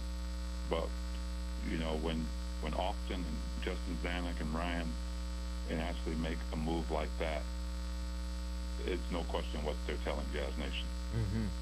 Turning around a defensive identity does not happen overnight, and it's tough to do in this exact moment for this group at this time. But when you look at the future, like you're talking about, and what Coach Hardy wants to get accomplished, in your mind, and especially in this modern day, where does something like that start, where you go from being last in the league in this area to eventually taking the types of strides you want to when they're ready to surge forward? Well, it's a collective effort, no doubt. I think when you talk about Coach Will Hardy's philosophy, it does start with defense. You look at the best teams in this league. They're really good defensive teams. And not just good defensive teams, but they're consistently good defensive teams, and it's a part of their identity. It's hard to establish an identity with a very young team. It's hard to establish an identity when your best rim protector is out for the season. It's hard to establish an identity when you're asking a lot of guys that you do have that are playing to do different things. You're asking Kyle Filipowski to be a 5, and guard the rim, guard the paint, knowing that that's not one of his strengths. But part of this is development as well, because great defense starts on the ball, right? This league is so talented. You're not going to be able to guard guys one-on-one in this league. But it does start with you. It starts with you making it as difficult as possible for that guy to get his hands on the ball or to drive him in a place where you can get help. So understanding those kind of philosophies is a collective effort. And Coach Will Hardy talks about it pretty much every night after wins and losses. But you can see signs of guys individually improving. Cody Williams, I think, is vastly improved. And they wanted to put him in that position where he could start defensively with the tools he has with that long body and quickness. And throw him out there in the fire. Have him guard SGA. And have him understand what it takes to be a great defender in this league. And I thought guys like Vince Williams Jr., before he was hurt, he was a gritty defender. Yep. And so, yeah, I think that defensive philosophy has to start individually, knowing the concepts, what you have to do to guard the ball in the post or on the wing. And then, you can't rely on your healthy rim protector every single night. But now you've got a couple, right? If the team is fully healthy, you've got a couple of guys who are great rim protectors. And so visually I can see it coming together, and I think eventually it will. 23 games remain, Thurl, on the schedule, starting with another matchup with New Orleans on Saturday. What scope are you watching the remainder of the 23 games, knowing that Utah and Will Hardy will be pretty short-handed, knowing draft positioning is in play, knowing that you may not get the full offering of what the Jazz roster has? Who and what are you most looking for in the final 23? Look, players, regardless of who you are, you're in the league. Yep. You're at the highest level. Your job is to go out and play hard and win. And so, look, I get it. We get it. Guys aren't going to be available that may be deemed as stars in this league, but somebody else wants to be one. One guy's injury is another guy's opportunity. And so, as a player, as a former player, when you step out on that floor, your job is to try to go get a victory, try to impact the game. And that's my perspective when I watch these guys play. Who is going to be the guy with Lowry out, with Nurk out, with Keontae out? Who is going to be the person who steps in and is extraordinary, right? And even in a loss, are you the fighter? Are you the extraordinary guy? I can tell. I can look at you and tell if you're into this game or not, because I've been there. And so that's my perspective. I look for these guys to go out and challenge teams every night, because they're going to be teams, they're going to take them lightly because those guys are out. I really believe that the Miami game was like that. And when Will put other lineups in, these guys go out, and their intention, Isaiah Colley's intention is, I'm coming at you. And so that's what I enjoy, right? The guys who are on the floor. Yeah, if you're healthy, Jerry Sloan used to say, look, I'm not asking you to be a hero, but when you put that uniform on and you walk out on the court, it means you're ready. So that's where I get my enjoyment. Everybody loves to win. Yeah, I do too. But I love guys who compete every night. Thurl Bailey, man who knows how to compete. And yes, you are a good communicator, Thurl. Yeah, don't say I hope I am. That's excellent. Appreciate Thurl Bailey. Appreciate your time as always, Big T. Hope to get you in studio here soon. And good luck with the home stretch of the Utah Jazz starting tomorrow night with New Orleans. Always appreciate it, man. Thank you. Thank you, fellas. Yeah, you communicated very well when you said a mouse in the house and then caught the ball and dunked it in my face. Hey, I wasn't going to bring it up, P, but, yeah. Go back and look at the video. Oh, I know. Yeah. Communicated well to everybody, including every fan in the stands. It sounds like your mental state's not quite there yet. You know what? I get flashbacks. Even just hearing your voice. I hear this deep voice go, I got a mouse. And then you palm my chest. He's palming I can't even get out of the way, even if I wanted to. And then You know what they're calling it now? Daycare. When you get a smaller guy. Charged by the hour, so yeah. You're the man. I miss you. Take care, guys. Be good to yourself, buddy. Too good. Thurl Bailey, the best, joining us on a Friday, and always appreciate his time. As I mentioned, the $1 Million Bracket Challenge going live on Selection Sunday, March 15th. Sign up today on ESPN700sports.com. Lil T and I will be back on the other side to wrap things up, set you loose for the weekend, right here on The Drive on ESPN 700 and 92.1 FM.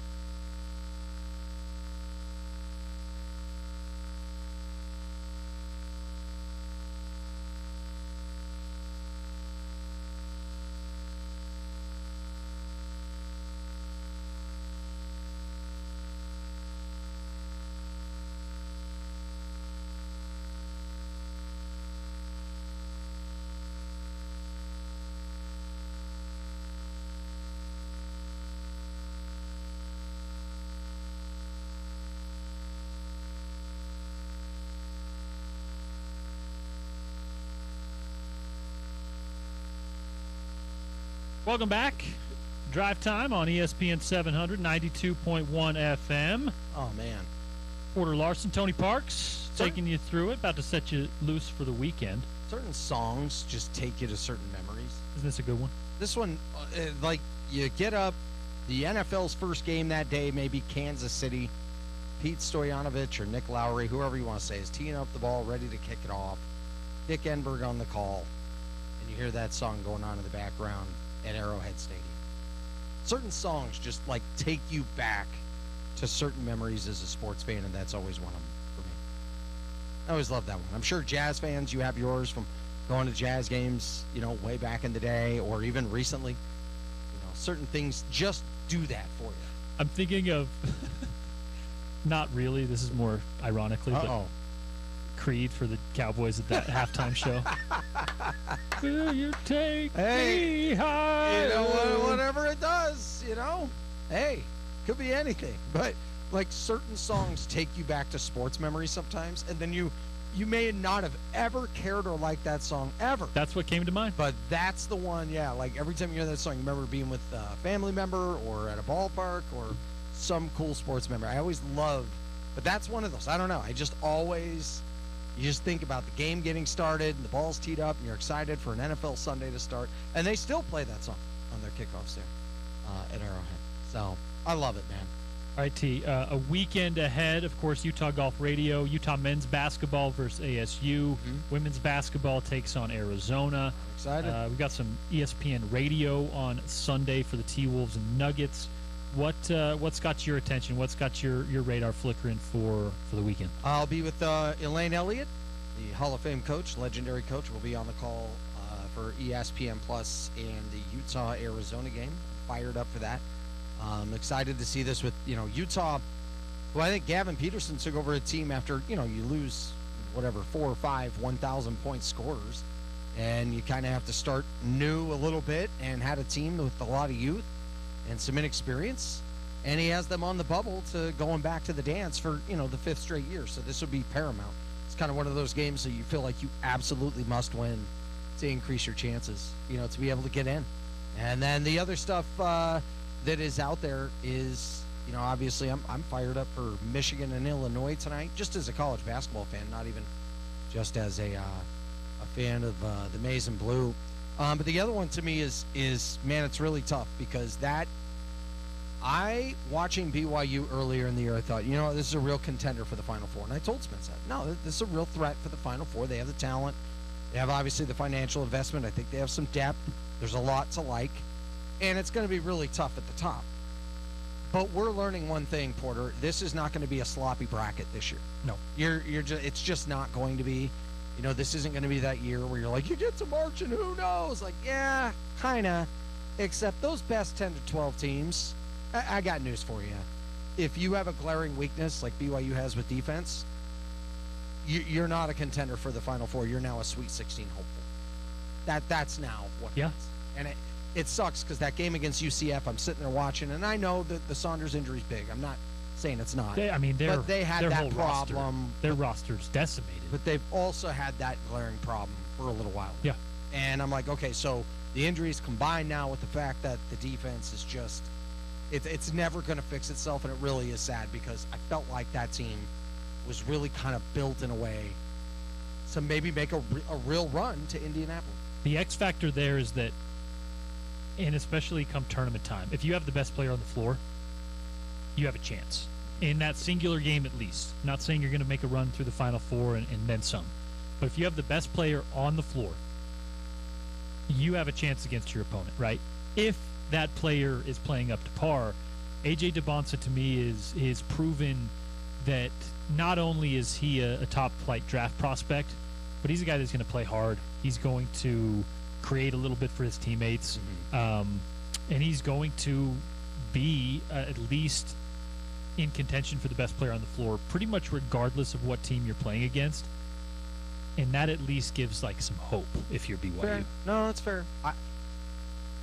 What was it, Carmelo in 2003 who just went off? Yeah. But I believe the depth of teams and I believe the quality of coaching on an entire staff, or when you get into Houston, even Kansas, who I know got handled by Cincinnati. But when they're on, whoa.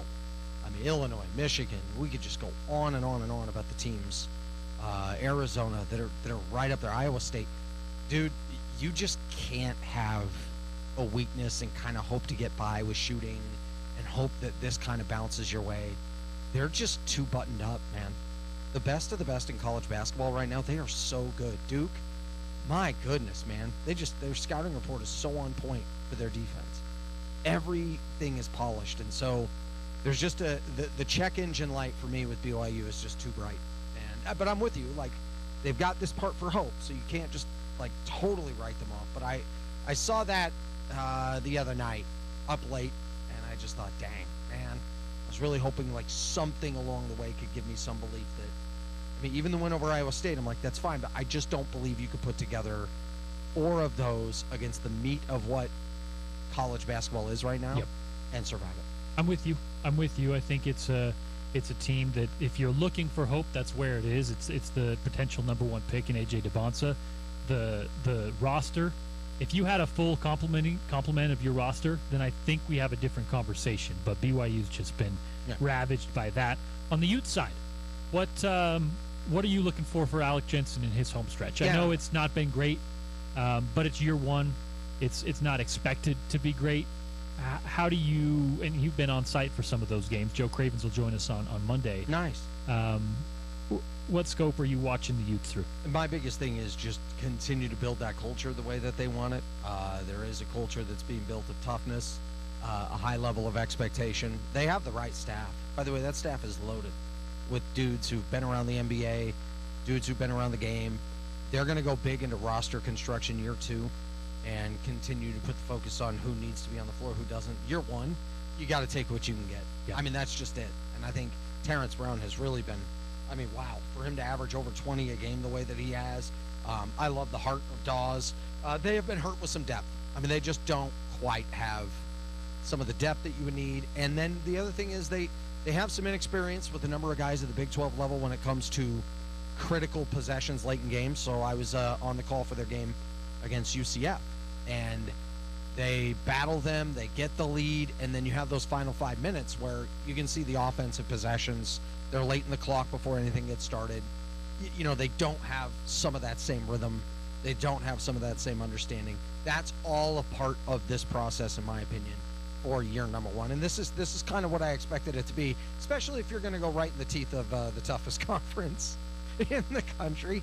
So that's the lens I'm watching it through. Next year's the one where I'm really excited to see what they put together as a whole conceptually, and then really start to compete at higher levels. Yeah, because what you get next year is the players that hold over that you want to see back with the Utes, and you also start to see some of the guys that Alex Jensen is bringing in with a little international flair so far as well. And once you start to mix that together, you can really start to grade Alex on a different scale. Yeah. And, you know, for me, there's never been a question mark about his basketball coaching, his X's and O's, his in-game stuff. For me, it's always about Alex is a soft-spoken guy. I'll even go as far as saying he's shy. Can you recruit? Can you get the guys in the room that can get you to a point where you're competing in the Big 12 conference, the best conference in the country by several metrics? That's the question for me with the Utes right now. And I think you've got a good start. Lucas Langarita, you're bringing in a few players who you can't necessarily talk about yet because they're not signed on the dotted line, but, you know, guys that he wants and that he went after hard are starting to turn their attention to Utah, and I think it gives you some reason to be excited about year 2. I think where I believe in his ability to take those big strides going forward is this era of college basketball. I don't know what he would have been like in the previous era.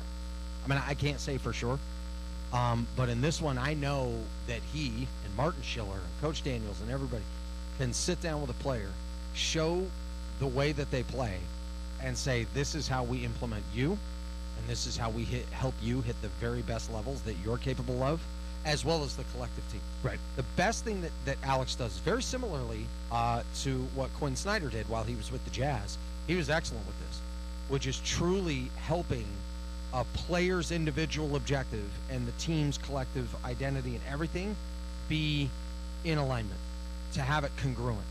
And that was really starting to form, which was also one of the disappointing things about at the time when Gordon Hayward had left for Boston. Not because Gordon was, going to go out there and become Larry Bird. That wasn't the point. The point was you could really see it starting to form. Then they had to kind of start over a little bit.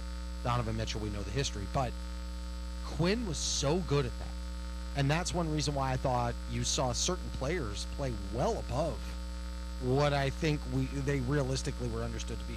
Rodney Hood, Bryce Cotton, Elijah Millsap, Chris Johnson. What are we talking about? Right. And they're going like 23-8 in a 31-game stretch.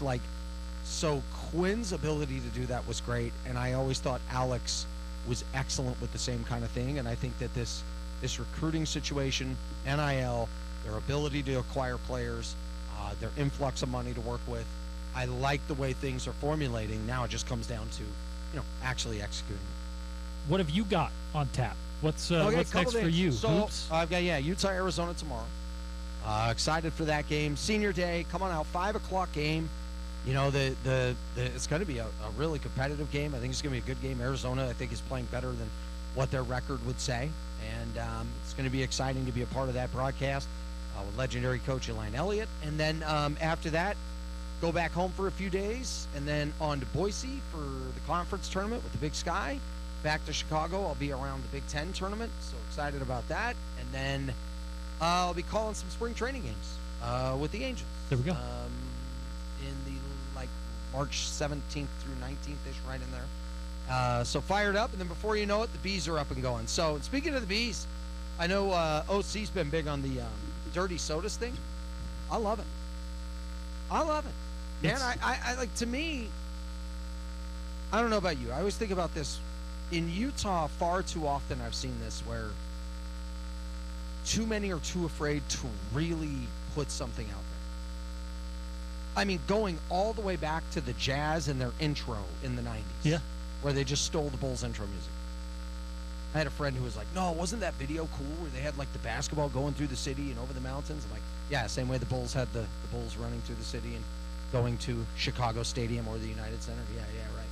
And he's like, wait, what? Yeah, they just stole it. Love BYU and their entertainment. Stole it from Penn State, Texas A&M, Lakers, you name it. By the way, not even hating. It looks great. They connect with the fans in a big way. I'm not even hating on it. But what I'm saying is far too often, too many have been hesitant to really do something organic, original, unique to the state's history, to actually embrace it instead of mocking it and making fun of it and bashing the state like we're second class. Making fun of green jello or making fun, whatever, MLMs, whatever you want to make fun of, knock yourself out. At the end of the day, there's something unique to this with the dirty soda. And it starts with a woman who has a great story, who starts a business, and it becomes a craze around here. And so the dirty sodas to me is not, I've always said it, there's a difference between minor league and small time. It's not small time, but it's minor league.